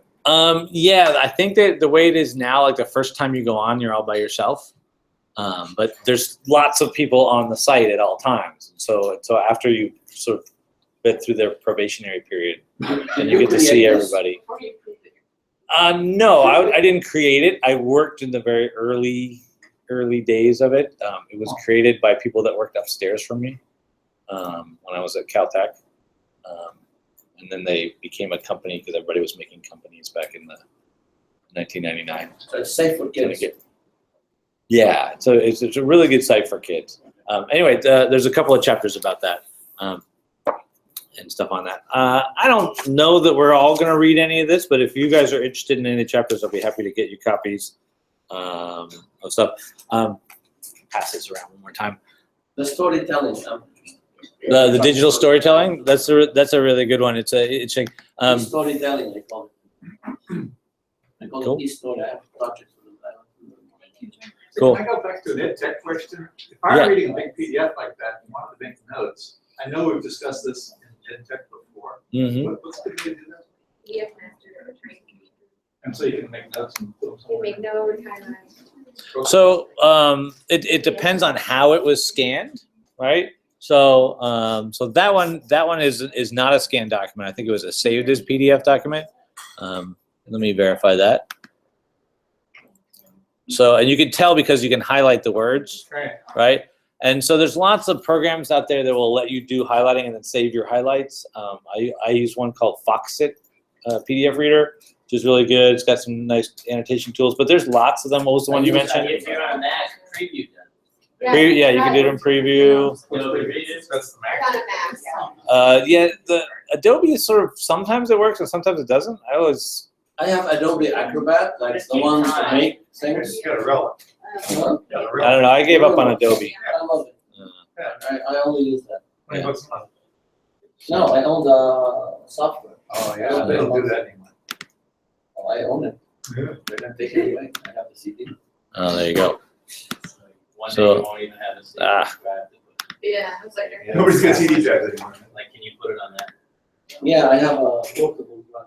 Yeah, see? Yeah, but Yeah, that's it's like honestly now it's like That's up to the same. It's just being like- Portable would be part of Yeah, it. that's Right. okay. So here we are in Adobe. Does anyone do Second Life Oh, yeah, is that still around? Yeah, I mean, It's still around. Yeah, I was thinking we could play around with that a little bit.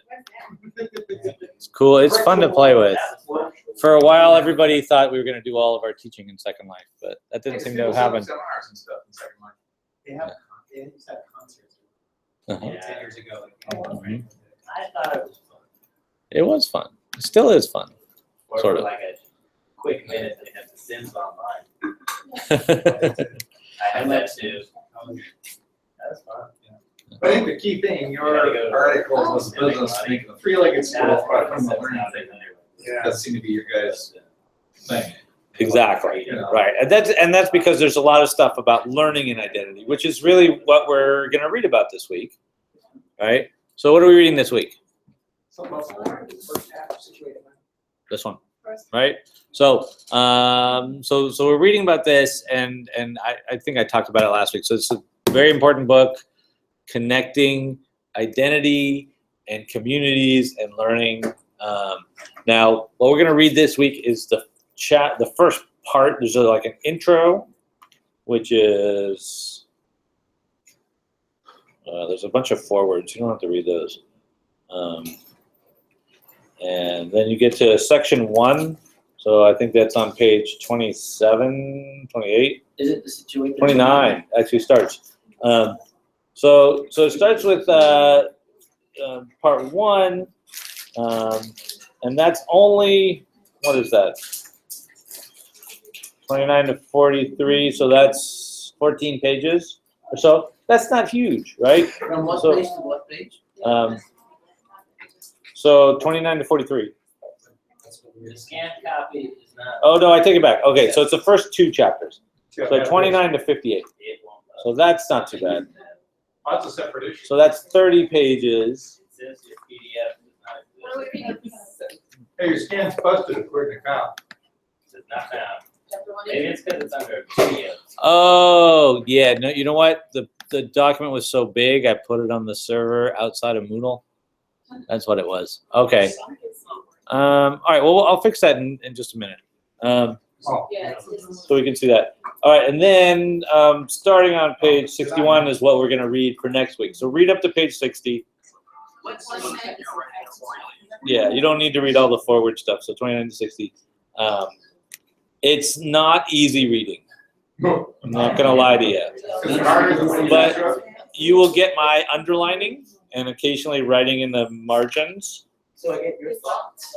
Some of them. Just clarifying, it was from that book that we bought, 29 to 60. Right. Which is technically chapters 1 and 2. It's not mine. It's on the link. The link is not working. I will fix it. Yeah. But it's the link, right? Yeah. Sorry, what? Same thing. Yeah. Exactly. Yeah, it's a bad scan. I don't know. It's really big. That's why it's there. I've got a super duper big scanner. If you want to scan it. Just saying. If you'd like to scan it, that would be totally fine. I have done as much as I'm going to do with it. Cool. All right. And there's a comment board for the first part. So we've got that. Love and Wonder, that's the. Let's see. Should we watch this thing about identity? I don't know. It might be a little boring. What's that bring one? Yeah, look, we've been so stimulated for the What's last that? 2 hours. That's for next week. So I want people to bring in like a test or a survey or a quiz or something that they're using or planning to use in their research. So that's part of our discussion about research, so we can look at those. Say that again. That was we're doing everything out of order today. That's okay. So for next week, it says bring one data collection instrument. What's that mean? Guess. What's an instrument? Bring my harmonica. And play with your nose. That's just, He that's said he could play around. All right. Cool. Does anybody really not know what that is? Well, now we wouldn't have been able to do it. That's right. That's where I was going with that. One question, but do you want a hard copy or so? Oh, no, online. Digital is great. Okay. So that's all good. But this is something that we're using for our project. Yeah, ideally. Class Cool. Saturday. So we'll take a look at them and see what we can see if we can't fix them up a little bit. We'll do that next week. So it needs to be something we're gonna use for our project, or it could be anything we do to this. Either way. Yeah. All right. All right, I'm gonna skip Locke. It's okay. It's a little boring. It's a little dry. All right, and Kurzweil is kind of a nut, right? So, but that's more fun anyway. And then we'll get on to talking about the tech project. So let's let me see if I have any audio on here. Why do I have no audio? Does anybody hear anything? No, it's not playing. Maybe here's what the speakers. Yeah, technically that's an issue, it's not playing. It's not playing. The question of personal There we go. identity seems obvious, but if I stop to think about it, I have all these different inputs, sight, sound, feeling, touch, and I integrate them all together, and they're all bound together. Feel free to grab a slice of pizza And while we then if watch you look this. temporally, how many molecules in my body are the same as when I was a child, or even as yesterday?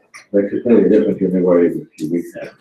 So how do we have a sense of personal identity with these massive differences in input and changes? Well, I think it's only coherent if you consider yourself to be an information structure. You are, I am, a pattern of information. That persists. I mean, I like to use the metaphor of the pattern that water makes in the stream as it goes around some rocks. It makes a certain pattern. That pattern can stay the same hour after hour, maybe year after year. Water is completely different in a matter of milliseconds. You talk about the river, but the river is completely different. What is a river? Well, it's water, but the water is completely different every few milliseconds. So, but it does have some continuity. The pattern stays the same. Maybe the pattern changes slowly over the years, looks a little different. Well, that's really a very good analogy to what we are. We're not a bunch of stuff. These particles change over very quickly. The actual cells die and are rebuilt, reconstructed on a very regular basis. If you took the lining of the stomach, it's a few days. The name of a particular cell, it has a half-life, and we're constantly changing them. Even the neurons, although the neurons, the cells persist, the components of them, like the filaments, the tubules, they change over very quickly as well. And certainly at a particle basis, it's completely different stuff. So I'm not the same stuff I was a matter of days ago. But I am very similar to the pattern that I was. Yes, there are changes, I've had experiences. So just like the pattern of the stream may change gradually, I'm changing gradually with my experiences. But there's a continuity. Only a pattern of information, not a particle. So we are not physical stuff. If you really attach any importance to your own identity, that identity is a pattern of information. And that pattern of identification of our personal identity sits on neurons. Because I lose my leg and I still feel like I'm my same person. Well, you can argue, that's an interesting question, what we consider to be part of ourselves. There are parts of our brain we don't consider part of ourselves because information darts into our awareness, came from some other part of our brain, but we consider it as if it came from outer space, suddenly some idea pops in our head or some fear. Whereas we may really identify with certain parts of our physical body, other parts like the contents of our digestive system, maybe we don't consider part of ourselves. So it's complicated as to what we consider part of our identity. Yes, we do associate more closely our neuronal system, our nervous system, as being our own identity. And we already have people that have replaced portions of it with computers. I've actually asked some of them, do you consider that computer in your head, say Parkinson's patient, to be part of you, or is that just a computer that they happen to put in your head because it's a convenient place to put it so you won't lose it? No, that's part of me. They had these neurons as part of the brain that enabled them to do certain physical things. Those neurons got destroyed, and then they had some severe physical disabilities. They got replaced with this computer, and they restored their functionality. They're very protective of, yes, that's part of me, even though it's non-biological. There, the pattern is the same, not in terms of, it certainly doesn't have neurons, it works on different principles, but it's actually processing information the same way that the neurons that are replaced process information. At the highest level of the methods or algorithms that those neurons were performing, even though the basic way it implements it is completely different. But they consider that part of their identity. Well, it's the same thing with replacing the hearing and the auditory system and visual system now, very crude and visual, but developing, where these non-biological sensory inputs are analyzed as if they were part of our body's normal. Yeah, and we're going to be adding more and more technology. I mean, I talk about where we will be able to have very intelligent devices the size of blood cells that will go inside our bloodstream, keep us healthy, and also go to our brains. That sounds very futuristic. I point out there's already dozens of impressive animal experiments with putting blood cell-sized devices in the bloodstream of animals that are performing sophisticated functions like scouting out cancer cells and destroying them.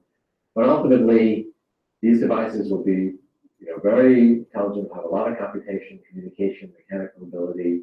They'll be able to go inside our brain through the capillaries non-invasively, interact with our biological neurons, and extend our brains, our memory, our rational faculties, provide virtual reality environments, incorporating all the senses and so on. And we will consider that part of ourselves. We will become biological or non-biological. If we take seriously this concept that the pattern is the real me, and other things I may think of, but this pattern of information is real, and that pattern can be not just simulated, but actually be equivalent in a non-biological way. What does that say about the identity of non-biological entities, of future computers? Will they have a similar sense of personal identity? A pattern is a pattern. Well, yes. I mean, there's no reason. Certainly, will eventually be able to capture all the salient details that make up me and recreate that in another substrate, and that will have a personality just like mine, and we'll have an identity. It does get into some quandaries because we do have this concept of individual identity, and yes, we can create communities, but I can't just smush my brain with others and create a super brain just like that. Computers can do that. You can take 1 million computers and just have them cooperate into a massively parallel device that is now a supercomputer. That's in fact how supercomputers are made these days, by putting lots of smaller computers together. And so computers can separate into 1 million computers, or they can merge into a supercomputer. And that's, some people say, well, therefore they're not like humans. But it's actually a superset of humans, because they're doing things that we can't do. They can do all the things we can do. And they will be able to simulate individual minds. I use the word simulation advisedly because they really will be able to recreate all of the processes, the informational processes, and that's basically what the brain is an information processor that take place in the human brain. So those will be the equivalent of human brains, and if we say we have an identity, then that will apply to these entities as well. All right. So that's enough preaching from personal identity from Kurzweil. I'm not going to try and answer for Kurzweil. Okay, never mind. Let's say so they in the future they're able to transplant brains. Mhm. So when they could transplant a brain, do they actually transplant brain to the body, or body to the brain? Does that make sense? So I mean, did anybody else feel like they want to respond? That's fine. So Kurzweil, so he got real famous a couple of years back when he talked about this idea of a singularity. No, it's you gotta stay alive for like 20 more years. Yeah, So in his theory, computers will know so much about biology and brains and everything that we'll be able to reproduce your brain on a computer chip, whatever computers use in the future. Like the Johnny Depp movie? I'm not sure which movie. But yeah, so basically you go into the computer sort of Tron style. The old reference, right? That's what Atlas was about. And then you get to live forever. which is Kurzweil's thing. So if you live another, what did he say? 2045, you think is this estimate? Well, it's very convenient because that's the outer elements of Winfield. Yeah, right. Yeah, So 'cause he was born in like 1946. yeah. So he's trying to like hold on until his brain can get immortalized on some future computer thing. And whether you'd need a body at that point, I don't know. Well, I still like your picture Not really, from last year with the braids and the jars. Yeah. I should have got a bigger chair. He thinks it's gonna happen like the 2030s. Something like that. Yeah. He thinks it's coming. Anyway, he's an interesting guy. I wouldn't take it so seriously. Is he a philosopher or a scientist? He calls himself a futurist. So He never yeah. answered the question I had, where is this pattern? Right.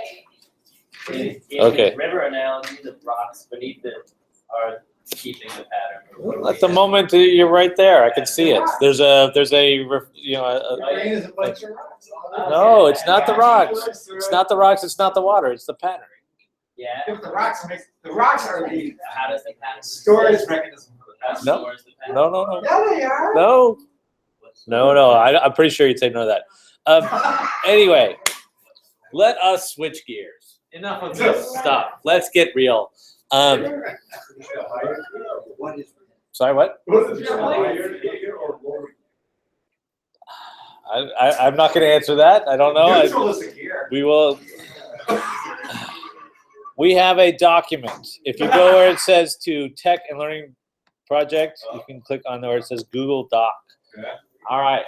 This is our project. This is going to last us most of the semester, but it's not such hard work. It'll be fun. What we want to do is we want to become. What's a good example of this? Anybody been watching Mr. Robot? No, but everyone does. So good, so good. Oh my God. Anyway, so we have to be a little Mr. Robot like,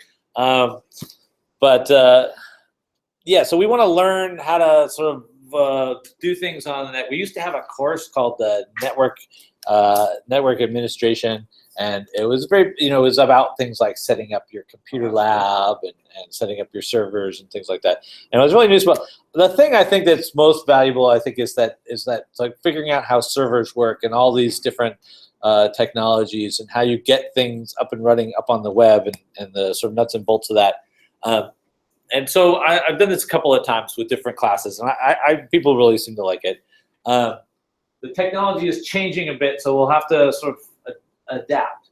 But the first step is we've got to figure out what our project is. This is kind of like what we did last semester, where we all sort of took a look at some different options and said, let's pick X. Not a research project exactly, but this is going to be a construction project. Oh, all my links. Oh, that's right. I moved all that. We don't need this anymore. Cool. All right. So the basic idea is we're going to create something that falls into the category of net application. So it's something, a functional website that's going to run on a web server and can do things. You know many examples of these things. Moodle, for example, is a net application called a learning management system, right? An LMS. What happened to WordPress? WordPress is a big option. So WordPress is generally considered a content management system. CMS. There's not a big difference between learning management systems and content management systems. They both mostly do a lot of the same things. The only difference is one has this sort of structure for classes and grading and things like that, and the other one is mostly just about posts and people have indeed. So like one of the really well-known CMSs is called Drupal, but then Drupal has spawned these LMSs. It used to be called Drupal EDU, but I found out today it was called Opingo. Anyway, so this is not at all a comprehensive list. Let's take a look at a comprehensive list. That might be the Wikipedia page on content management systems. And it's a very long page, so just telling you that right now. So there are a lot of different content management systems. A key is we want to find something that is open source. Have we talked about open source? Yeah, last year. Yeah. Oh, that you were in a different class though. Oh, maybe. Did we last semester? Did we talk about open source? What? Okay, what's open source? Someone tell us what open source is. It's not that complicated. It's in the public domain. Sources. The source is open, and the reason the way that they did it. Did we talk about this?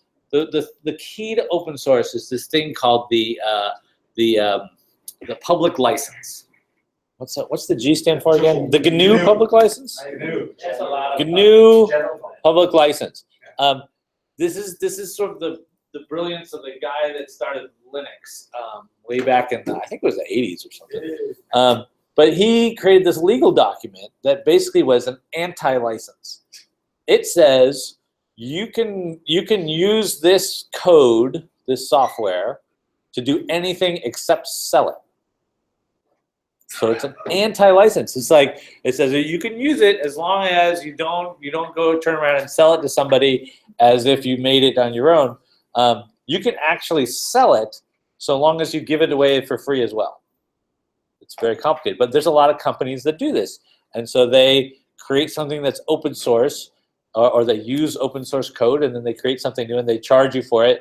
But then they'll also say, "Oh, I've got this website over here where you can download it for free."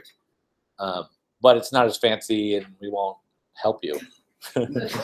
Yeah, so it's this complicated thing. So there's this company, Red Hat. Probably all heard of, maybe not. Red Hat sells Linux, but Linux is free. So it's like, why are you selling it? Because they have tools and they. But they actually make a lot of money because the support and the help they do is essential, and so the people make a lot of money. Moodle is an open source thing. You can get Moodle for free. Cal State Northridge pays for it because they need the help. So they pay a company called Moodle Rooms to run their Moodles. Things like that. Okay, so open source software is the key. So we need to find some open source software so we can get the source and build it up. And as you can see, there's a whole lot of these things. They divide it up on this page. This is the content management system page. They divided it up by what kind of code they're using. And the good news is we're not going to have to code stuff. You can if you want. Feel free. But we don't have to. So we don't necessarily need to care what kind of code it is. Some things are easier than others. So these ones are all built on Java, as you can see here. ASP, Perl is another programming language. PHP is the by far most popular. And then Python, Ruby is sort of the newer kind of thing. Yeah, cool.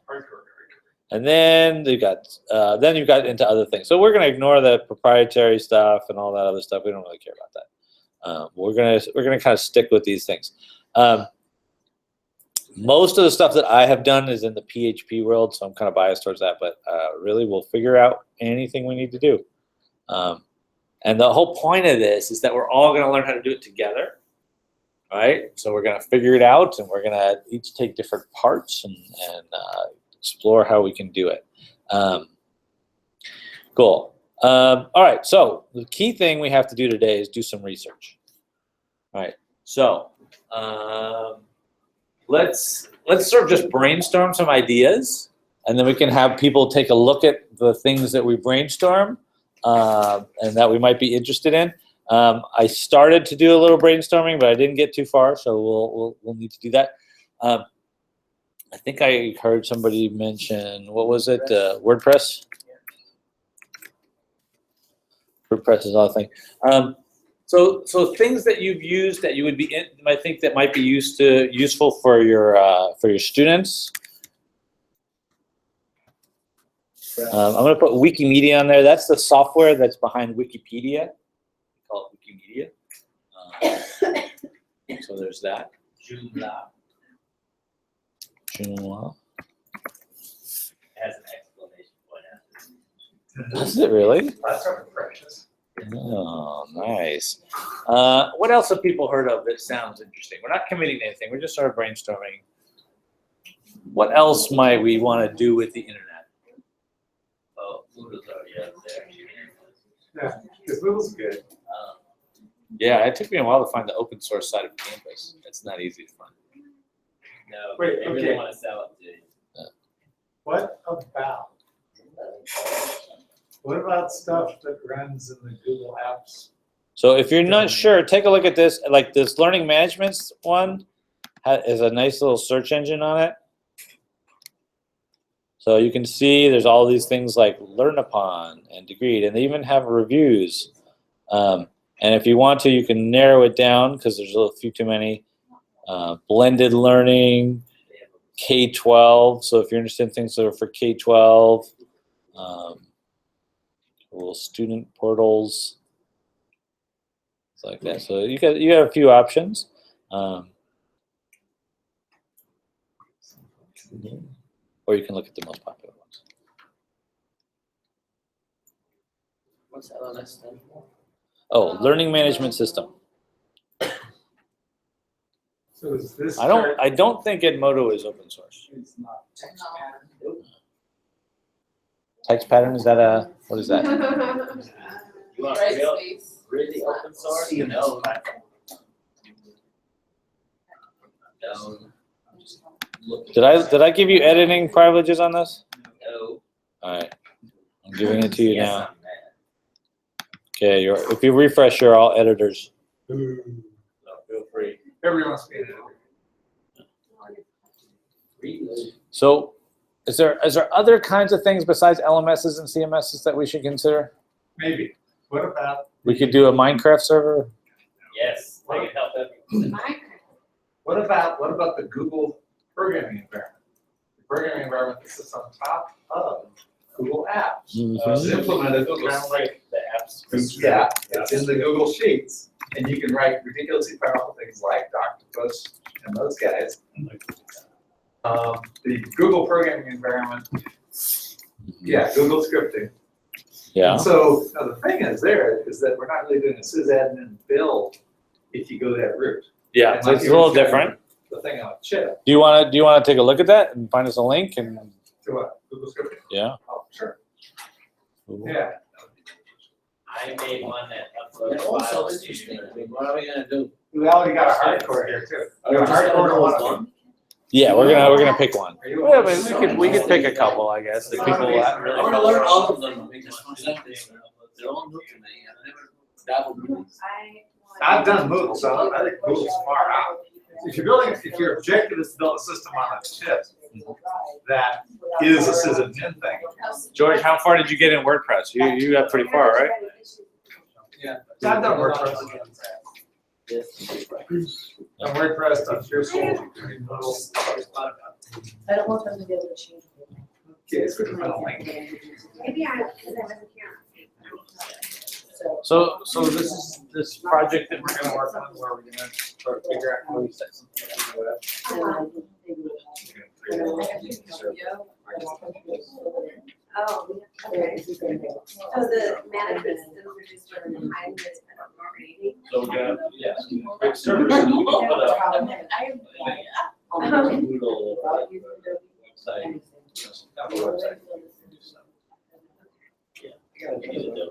It's called Media Wiki. Media Wiki. Oh, I think I've heard of that. What is it? It's a. Supposedly, the engine behind Oh, media. I was calling it Wikimedia. Yeah. You're right. Yeah, I've done that one before. So it creates like your own Wikipedia kind of thing, and you can edit it and play around with it. You can create for the students in class. You can host it like anywhere on the website. Any space. Yes, exactly. Cool. Cool. Yeah, there's a number of survey tools that are out there. I don't know.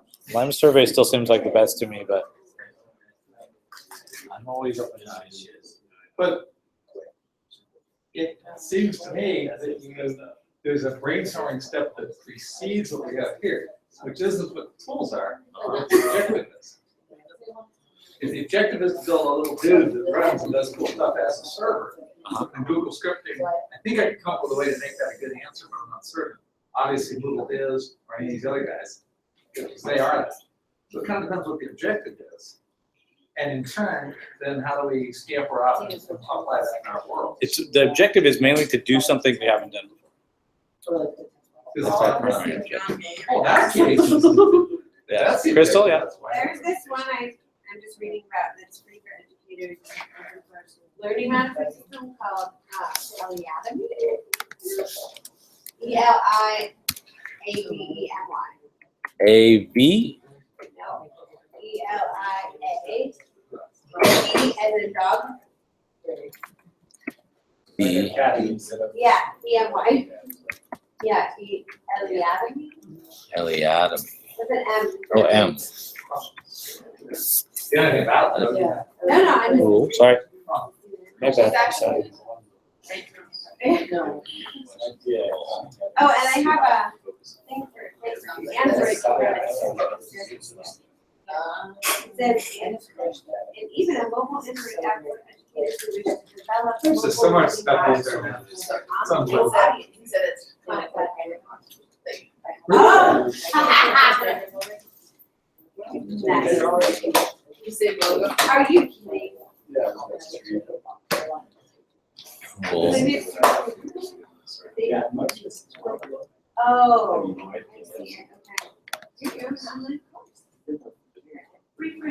That sounds cool. I'm kind of curious about media literacy. There's a video. If it's something we can use with the students. I mean, it's right up my alley. Yeah, I would rather create something we can actually use in our classrooms. There is that. Yeah, totally. It's kind of nice when you can use things here. Totally. I was kidding, it's nice you can use the things that we do here. Mhm. Absolutely.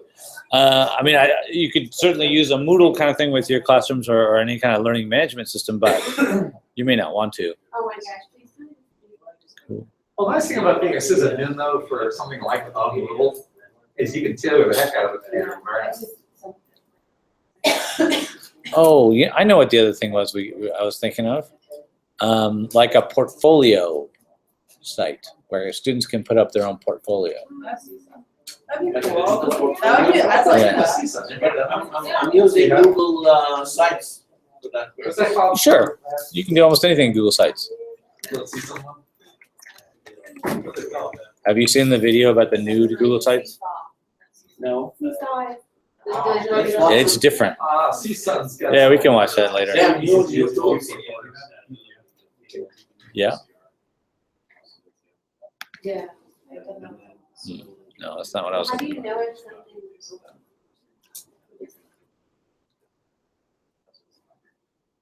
Oh, good. Where can I just make use of electronic portfolio? Exactly. And when CSUN emailed us about the portfolio things, I was like, well, we have our website, that's like, much the same idea. So we get to organize it all. Mhm. Yeah. When they sent that email, I was like, I don't care.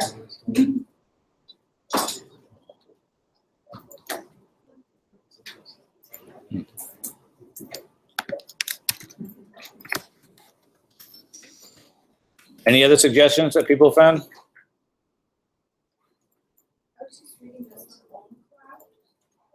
Oh, I've heard of that. OW.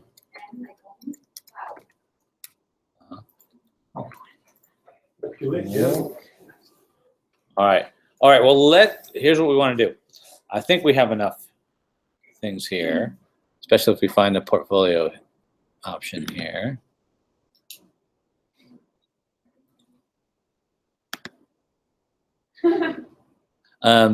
What I want to do is just have everybody take like, let's say 10 minutes and just do some research on one of these things.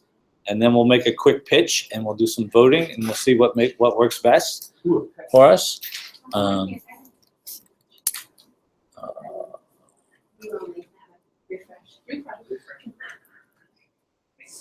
There's a new one that CSUN's using, right? Yeah. What's that portfolio thing? Portfolio. Yeah, that's what I'm saying. Portfolio. Yeah, there it is. Don't even think that. Is Box like Dropbox? Yeah. boxes is exactly like Dr. But you have a free account from CSUN. Yeah, everybody goes, "Wow, I'm hiring this guy." Like create some so that our students can. Give our students. We don't have to compete with ITT Tech anymore. Still in the herd. Should we respond to this chat thing? We could be really rude to them.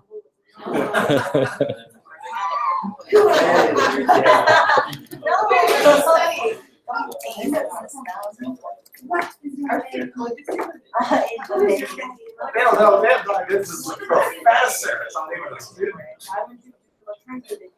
You see how fully unleashed.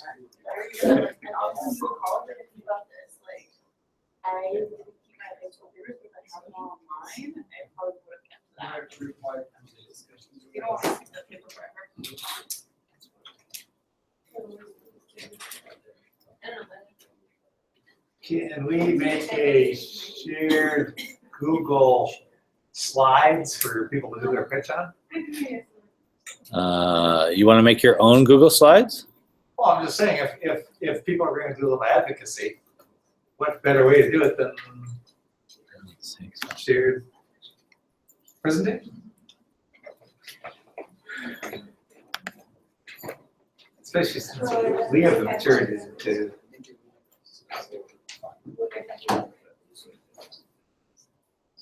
I guess it's not. That's too bad.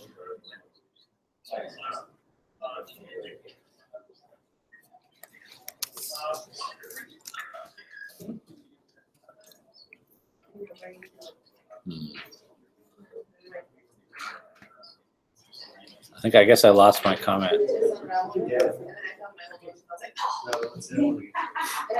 All right. Okay, so let us, who wants to take a look at Drupal? Who's never seen Drupal? Do you guys want to just put your name on something? Did you already? All right, some people have not done any yet. Like put a name on the one that you like. No, on the one that you're going to take a look at. We just want to do a quick research thing to find out what it can do, what's cool about it. I'll join you Friday. Oh, what do you got?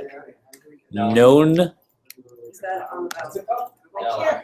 Just you on page. It's Oh. I went to the education. What is, No. Oh. I get that, but I don't know. So, ain't nothing to me, Jack. Technically, it's social. Project So if you portfolio. download the software, you gotta host it somewhere. Oh, there's a whole page of this stuff. Work Otter. Critique each other. That's overwhelming. I like the name. Organize students easily then share that with whoever they want on whatever platform. Hey, Donnie, what you doing?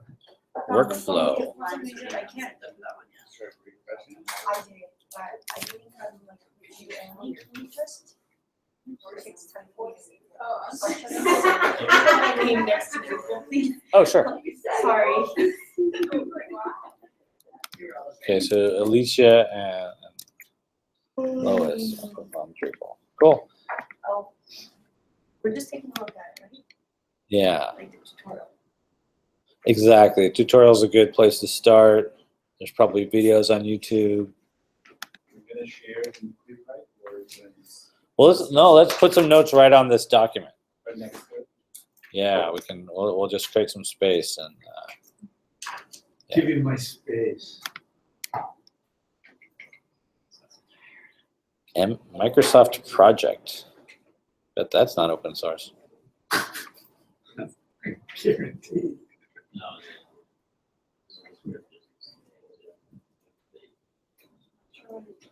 Oh.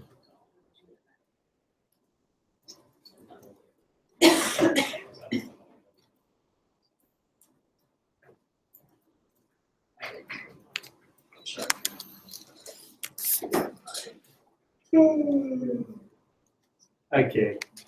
I got my picture. That's it. All right, that's not good.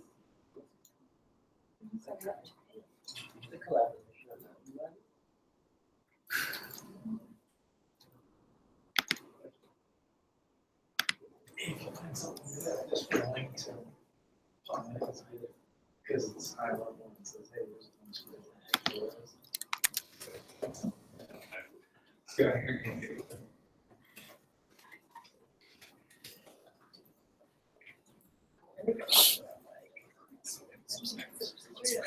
No? Oh, there's a portfolio thing built on WordPress. It's just amazing how much stuff there is out there. It's almost doubles every year.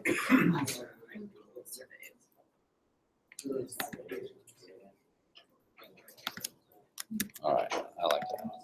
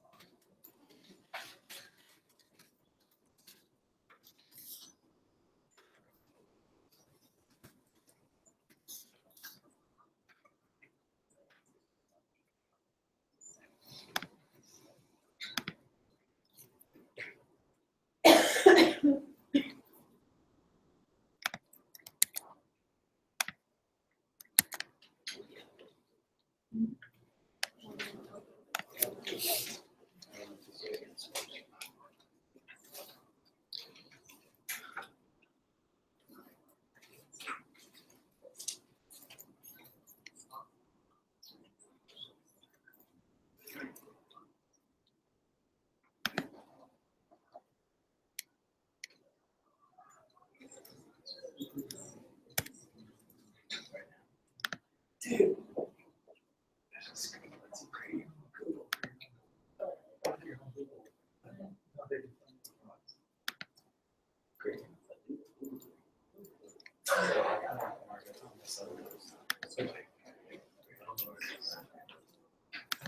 Oh, that's the real one.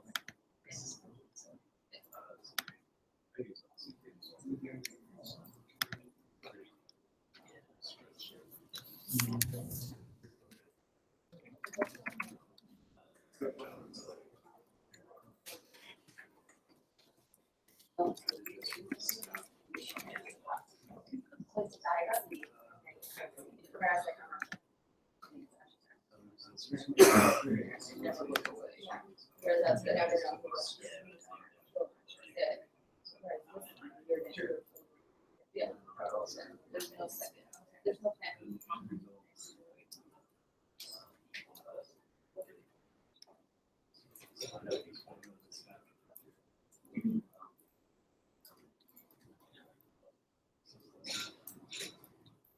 So this is generated.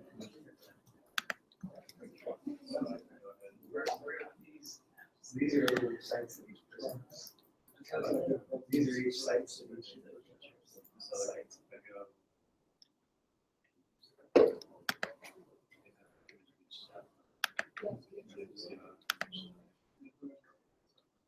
Also, it's common.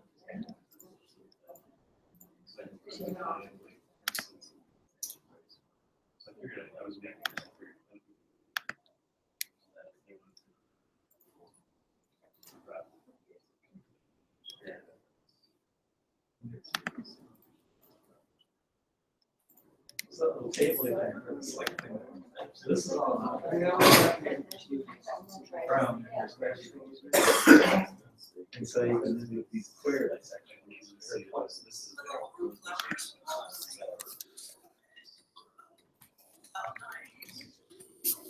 This is. Carol, I was just thinking that, it reminds me of that. Yeah. Or back to the treasures for. Oh, these guys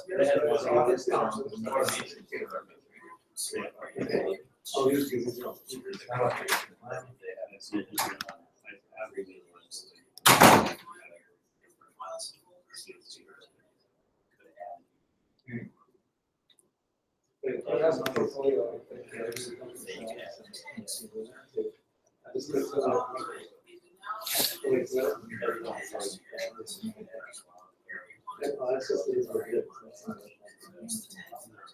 Okay, so This is the picture. So, oh yeah, so like on the next page too. So this happens. Not impressed.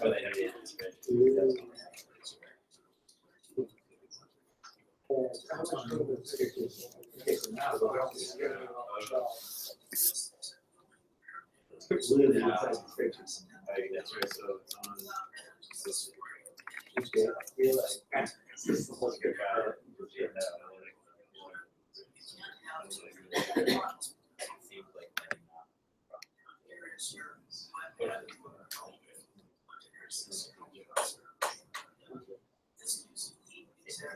So this is.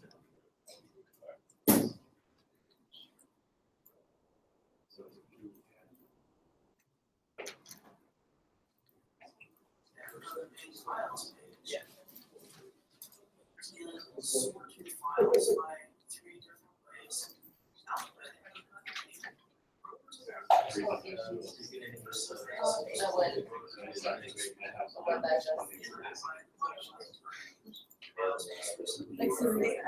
Old. So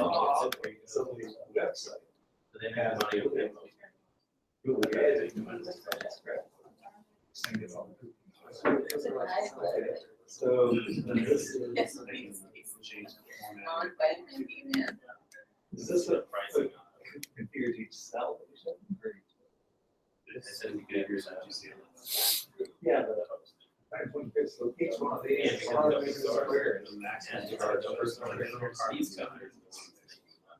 Like this card, okay, so they're like cards, and they have to be free of cost, because it fits in the rest.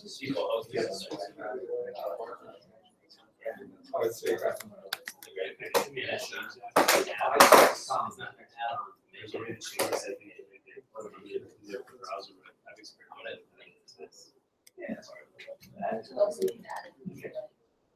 Good.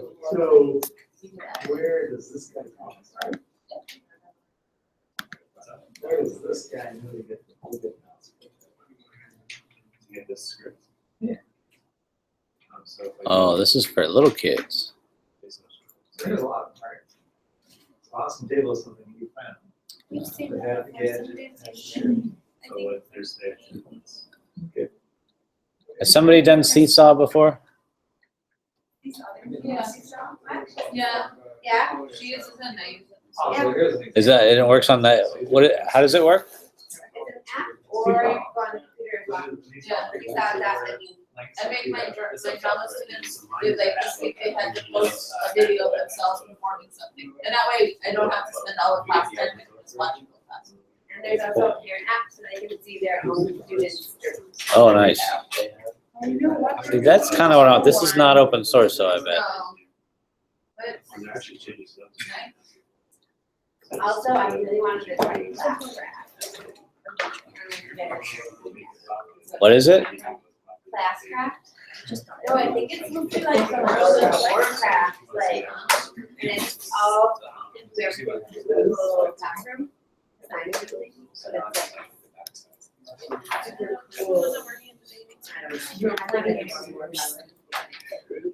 they get assigned some points if they turn in. Oh, so gamified, like, Yes, literally gamified. yes. A teacher in our school's doing his job. Yeah, I was there, like, dang, I wish I had known about this last year, like, literally, because you did so much.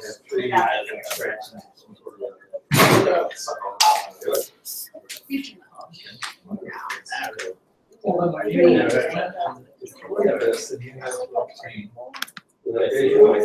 know what's cool? Is we're talking about recap. I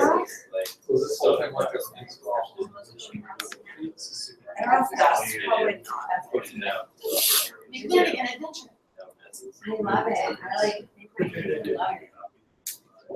They like, have a video. It's free for teachers, unlimited. So it's copying all the. Yeah. Professor Foley. Yeah. My Carver bench told me that recap, and that was pretty cool. I don't know if that's open source though. What's the word? Yeah. Recap, and so like it like allows them to, kids are shy, they can kind of like record themselves and tell someone that they did it. No. RECAP? Yeah, it is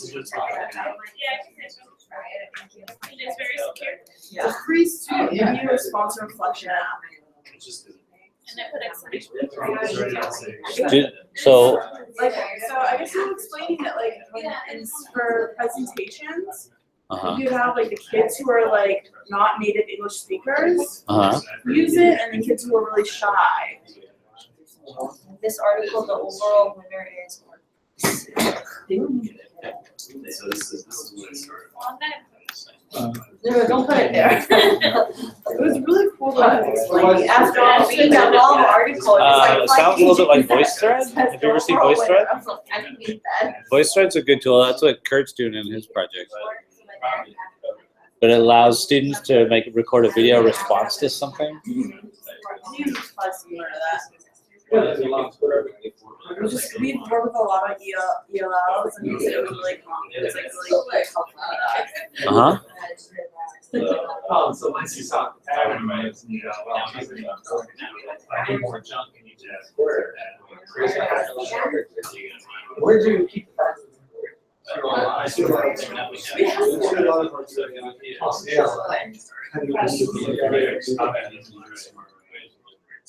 Oh, it's owned by Swivel. Interesting. We use Swivel a lot. I don't know, it was a course I went, it's like not even really into technology that much, so I was surprised when you explained me about it. Interesting. It doesn't look like something we can set up. Looks like a cool tool though. And I know that's like Common Core already, Interesting. Yeah, that's good to know about. I like it. I mean, obviously, the other half is a little bit weird in there. Everyone played prep class. All right. Are we ready to hear about some of these? Well,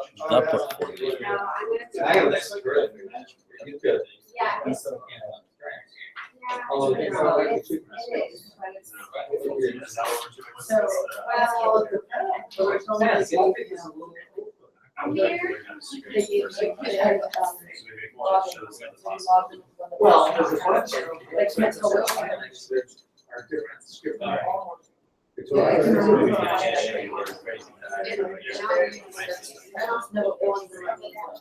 Yeah. Cool. Okay. I'm gonna stop researching. Oh, research.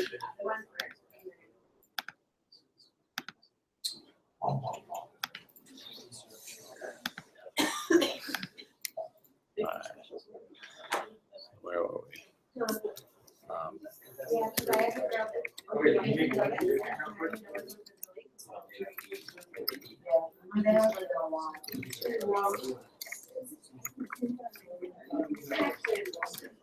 Wow.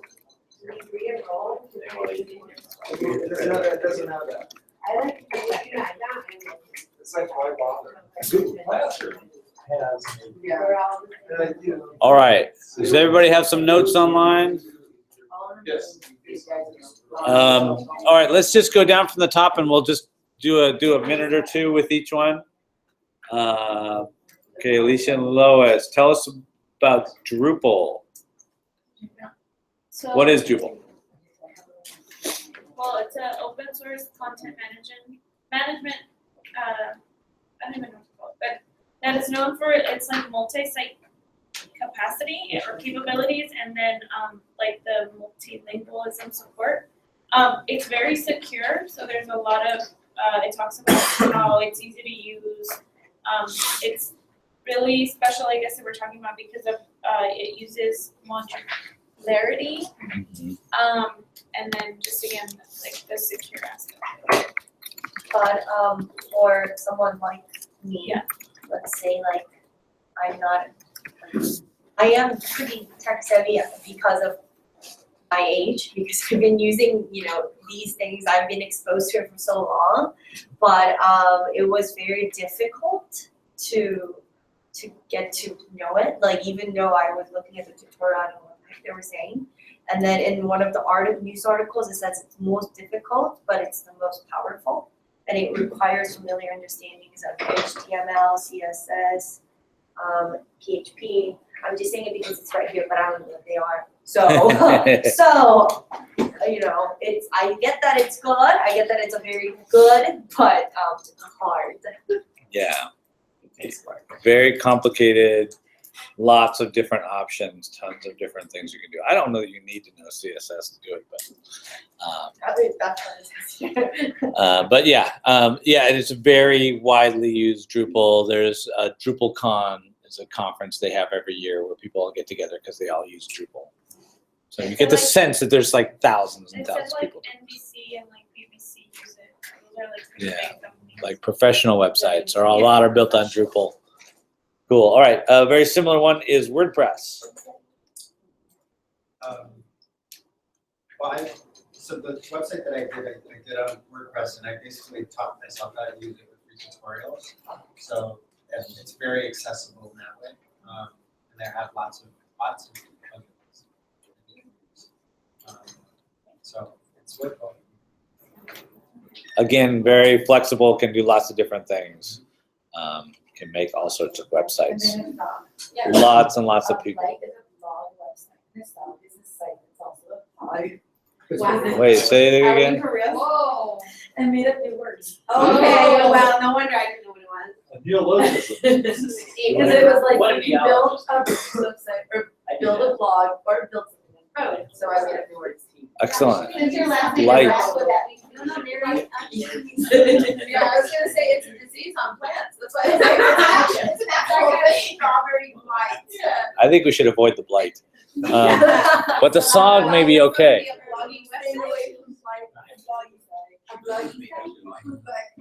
And sob just sounds. Yes. It's a real word, though, just saying. Cool. All right. And the third one in this very same category is Joomla.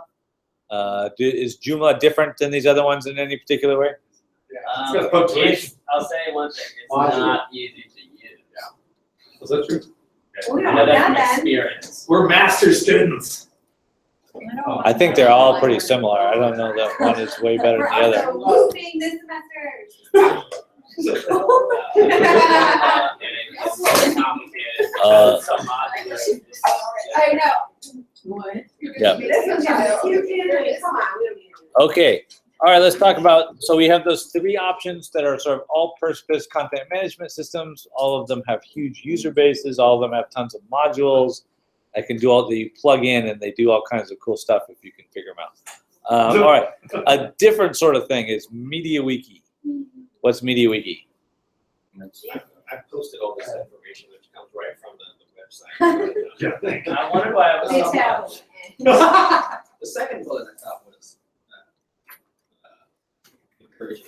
When a user submits an edit to a page, we can write it to the database without deleting the previous versions of the page, so you can, undo any crazy mistakes.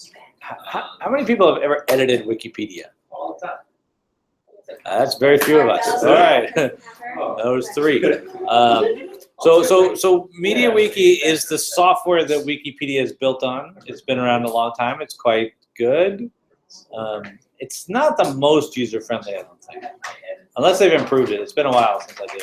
That's why I added a link to the questions. It seems like they have a lot of help for people that might have questions. And I did the sales pitch at the bottom, and there's a guy that gives a quote, he says, it's from 2005, I'm not sure. Ridiculously easy to install and use. Good, ridiculously easy, says a guy. Cool. So what's the advantage of a wiki system? Yeah, it's very much like a blank slate. Like you can build anything with it. You just start create links to new pages and links to those pages and new pages, and you can create anything you want. Your students can create anything they want. It's a lot like a Google site, obviously. You can do the same sort of thing. But MediaWiki is cool because it's got that Wikipedia feel to it, and it has that nice history that you were talking about. So, I searched something and it says that article doesn't exist. You can ask for it to be created. Can you create it yourself right away by clicking, asking to create it, or someone has to allow you to? yeah, if you've been on Wikipedia, there you can create you basically just, you take a word and you say, this should be a link. And if there already is a page with that title, then it links it. And if not, it gives you a red link, and a red link anyone can click on, and it just creates a page. So you're saying there should be a page of this. I mean, that makes a lot of sense for encyclopedia. Doesn't always make a lot of sense for other things you might want to do to it. But it's designed to make things faster. You guys all know what wiki means, right? Some Hawaiian. So Hawaiian word meaning fast. Oh, is that what it is? Wiki. So the idea was people wanted to be able to put up websites really fast. So that was the idea behind wikis. And of course, one of them got more popular than all the others.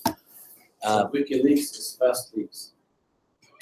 Well, WikiLeaks is a leak tool built on a wiki system so that anybody can contribute to it. Yeah. Wow. Well, except, I Fast. think only he can actually content. I mean, the word wiki now means a user-generated website as opposed to fast. Cool. All right. Capterra. Am I saying that right? Oh, no, that was the thing. All right. So the next one, did anybody look at Opingo? Nobody looked at Opingo? Yeah. Moodle. We all know Moodle. So it's like, eh. Wait, what? No, Moodle is cool. Say 2 words about Moodle. Okay. Moodle is cool. Moodle is, that's 2 words. Well, no, I've built, I don't know, 7 or 8 Moodle installs. And so go to Linux, LAMP stack, here's like SQL and Yak and PHP, Moodle goes on top, LAMP, and Yeah, so if we do your thing of having that little operator chip that has a bootable operating system, which I've never done that. Yep. Moodle's are really good occupant of systems. Yeah. Because you get a little baby server, it just works. Yeah, I love the new Moodle installer.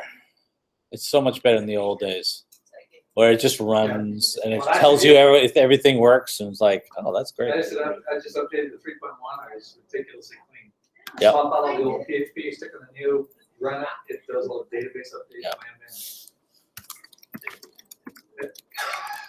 Was it good for you? All right, good. How about Canvas? What's Canvas?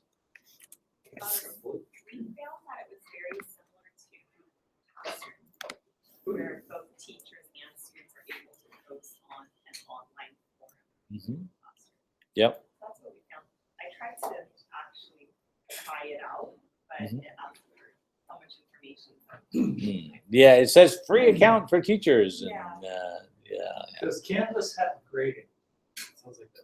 Like a grade list. It's supposed, It does, yes. Okay. Moodle definitely has a grade list, which Yep. we use, that's what we do in school. Yeah. Yeah, they're all pretty similar, like Blackboard and all this. Brightspace, very, very similar one. So, and we said last week that the university is now moving to Canvas, which is the main reason I was curious about it. Cool. Geared for K. These are comments about Canvas, right? Okay. I'm gonna do a little editing. Cool. Cool. Anything to distinguish it from Moodle that you can think of? Is there anything obvious? All right. Eliatomy. From what I could gather, pretty similar to other systems. It's free for educators. This one though, if you create a course, like there's a lot of stuff like photography, like other people create, you can actually charge people. Oh. So it's a couple avenues, and then you can create your classes for free and put all your stuff onto it, videos, individual editors, cool looking, make those kind of stuff. Oh, and you can do live sessions. Cool. Live sessions of what? Do you know? Like if you wanted to like talk to your students, I guess, like maybe Google Hangout. Okay. Cool. Nice. All right. And it has an Android app that goes with it? That's Yeah, cool. so you can pretty much access from any. Cool. How about OwnCloud? What is OwnCloud? The video was less than exciting. You sounded like, we don't know, could have been, he or she sounded like you were in their basement, you couldn't tell. He or she. Oh my. It was, and very monotone, but Probably their mom's basement. it seems the Google Drive / Dropbox, but with far more privacy and control. Like if you delete something, Okay. it's truly deleted, not saved somewhere else. Oh. So more like a portfolio source. Like you would be a good. So that might be a portfolio kind of tool? Kind of like a Okay. locker. Was the best way to describe it. Cool. Okay. You can still collaborate and share and all that. Mm-hmm. Cool. And do you could you put up a page that says, here's my stuff, that kind of thing? It didn't, it looked very Dropbox, like it had the same, So you can't make a beautiful portfolio. no, No. much like the video, it seemed very monotone. Okay, all right, Some are a cool. lot more interesting initially, and then when I, so it's like Dropbox, and then it's like, no, it's not like. They were trying to distinguish themselves very strongly, but they're not like Dropbox. Okay, all right. But they didn't say how exactly? Well, just that you had control, and if it's deleted, it's deleted, and they, So even if it's shared, once you delete it, it's gone, like the other person can't access it. Gotcha. You have control over it. Okay, and they can't download things, they have to make a copy of it. nice. All right, interesting. How about Sakai? Is that how you say it? Yes. I had to listen to the video to know how to say it. Okay, good. Well, they have two different ways you can install it. There's an easy way of pre-built binary, or you can take the source code yourself and fiddle with it. It's made specifically for education, unlike the Drupal add-ons or the WordPress add-ons. What else? Online lesson editors, great books. It's like everything you need in one place. You don't have to use a bunch of other software. Mm-hmm. Highly customizable, has lots of add-ons like all the other stuff. My favorite part is it supports mathematical notation using LaTeX. Do you have to know LaTeX? Nope, Oh, good. just start typing. Just don't know how to pronounce it there, right? Yeah, not latex. Has one of the nice add-ons, you can make e-portfolios or have the kids do that. Mhm.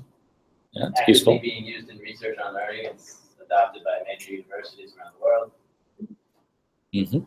That's another one of the big ones out there. Yeah, What that's an else? assessment feature. Oh yeah, you can give assessments to your kids online, all their assignments online. Cool. You could make everything online. How about grades? Yes. And it's a complete grade book. It's Cool. very customizable. What do they claim is one of these? All right. Yeah. All right. So we've got several content management systems, several learning management systems. Let's see. Lime survey. I just Like don't Google Forms. understand how it was any different than Google Forms or any better. There's a couple of things better with it. I know because I use it a fair bit. You can make conditional questions. It can be like, if the person's name is Farouk, ask this question. Or if their response to this question is X, go to this part of the survey. So you can do a lot of scripting in it. Don't do a very good job. of That clarifying that. you can also put in emails, and so basically put in emails, and it sends people an email saying, please fill out my survey, and then it keeps track of who did it and who didn't, even though it's an anonymous survey. And then you can nag the people that didn't fill it out, which is always useful. You don't want to nag the people that already filled it out because they get annoyed with you.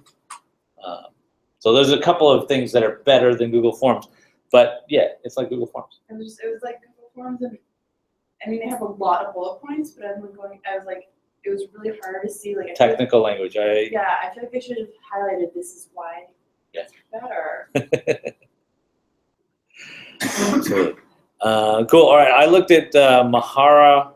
I was looking for an e-portfolio thing. Mahara seems pretty open. It looks like you get an account, you make a profile, you can make whatever pages you want.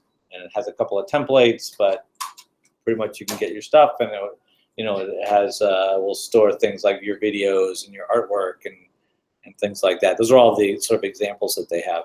I wasn't sure you could structure it like you would definitely want to structure students' work. So it wasn't clear that it could do that very well. But it looked like it was like a mature software. Cool. What do we want to say about Google scripting? What do we figure out? Oh, can you click on the blue thing? Which blue thing? Putting your name How about that? Yeah, Mark. Mark? I do Mark first. Okay, boom. So, Boom. basically, okay, can you slide down a little bit? Good. Yeah. Folks, big boom. it's 2 minutes. That's why I got 1 minute. He's got the other minute. But if you're talking, I get more. And You're talking. Thank you. All right, down just a wee bit actually.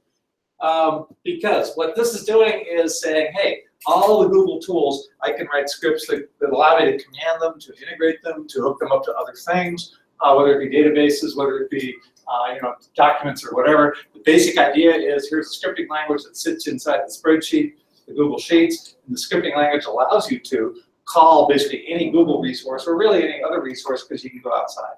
You can use URLs and whatever, make access so you can slide up just a bit. We're burning my minute. We're burning Up or down? this direction. Yeah, thank you. Keep going. So keep going. All right, but a little bit more. Now, what's nice about this, it's more, geez, it's so big, I'm not used to this. Here we go, Paul. Okay, so this website has a whole bunch of tutorial sources. What's nice about that is you say, okay, hey, we want to do this. Gee, it does all these great things. How can I learn it? There are not 1, not 2, but 5. Count them 5 different tutorial sources here, not even including the Google corporate documentation, which is very excellent. Okay, that's fine. Oh, you don't have to clap yet. We gotta Lonnie, you want to elaborate on that in any way? What can we do with this thing? I was gonna say, I already haven't used scripts directly, but if you go back to the Google Doc, Mm-hmm. click on my link there. Script examples? Yeah, so there's already a bunch of script examples. I use Awesome Table. Look over this one. These are,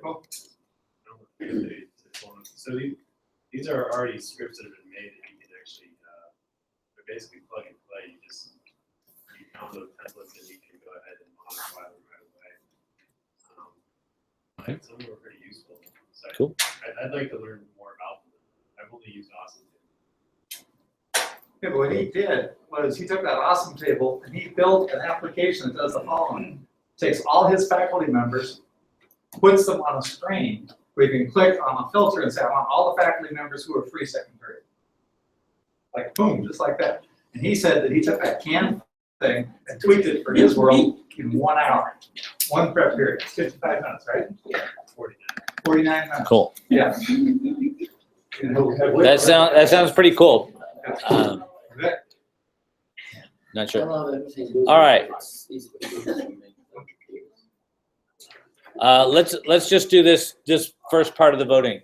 Are we interested in a content system, a learning system, or other? Other means survey and scripting. And what was the other thing we did? Wiki falls Portfolio. under content. What's that? Wiki falls under content system. Content, yes. Okay. Okay, how many people are mostly interested in a content management system? I don't even know. All right, that's 1, 2, 3, 4. Yes, exactly. All right, learning management. That would be a Sakai or a Moodle or a Moodle. Is it 1 vote per person? 1, 2, 3, 4, 5. All right, this is not helping. Other. How many people vote for scripting or surveys or? Yeah, Google. How many times have you voted? How many times have you voted? It's not friggin' you. Limited to 1. Yes, limited to 1. Some people are not voting. All right, cool. Doesn't matter. All right, sounds like we need to decide this next week. We will work on this then. Everybody knows what the assignment for the week is? Reading. Oh, and proposals. Yeah, work on those proposals. Where's the proposal thing?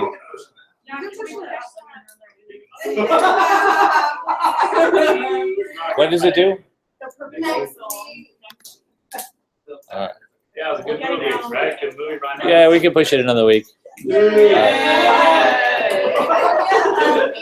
This is the exact same thing. You added a link to the book. Don't forget. This is like my 7th. Fix the link to the book. Bite it up before I go. All right. September. I know that it starts next year.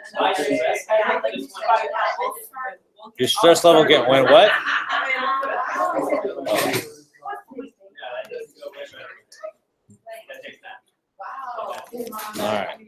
All right. So we reset it for the 21st. Work on that. Cool. All right. Don't think about LMSs or CMSs this week. We'll figure it out next week. Cannot think of it. A lot of reading this week. Take us out. Just That big old page. Just that. That is all.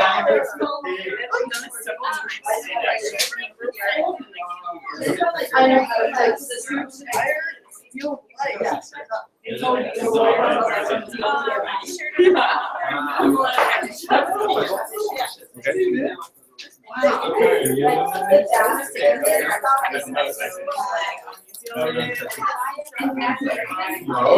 All right. So tell me what you're gonna do.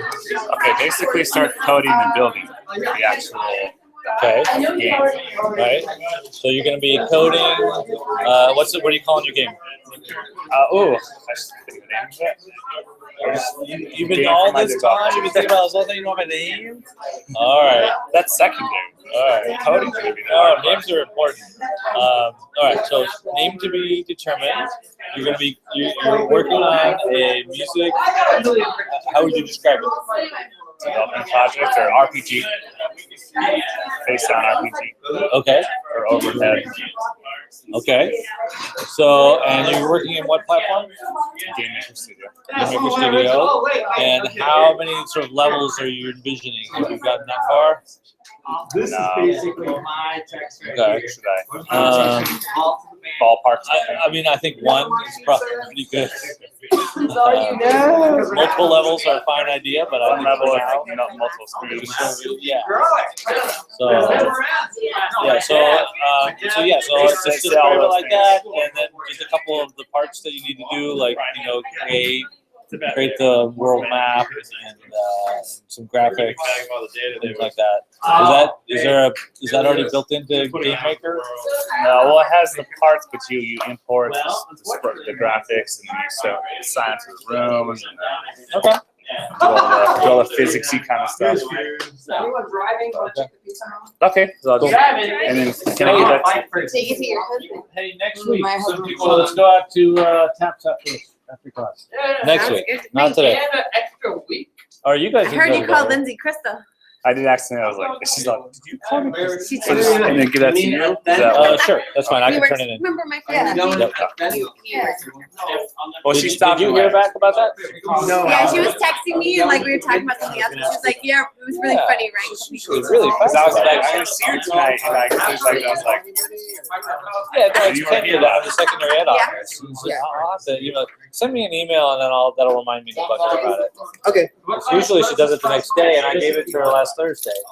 Okay. So How does it work then? They send me the bill for the third class? Or? What did I want That's to fine. I did this slideshow. But it is, I mean, I could still pay. Yeah, and that, but I wanted to make sure we're caught up from you want to pay by There 3 was. weeks.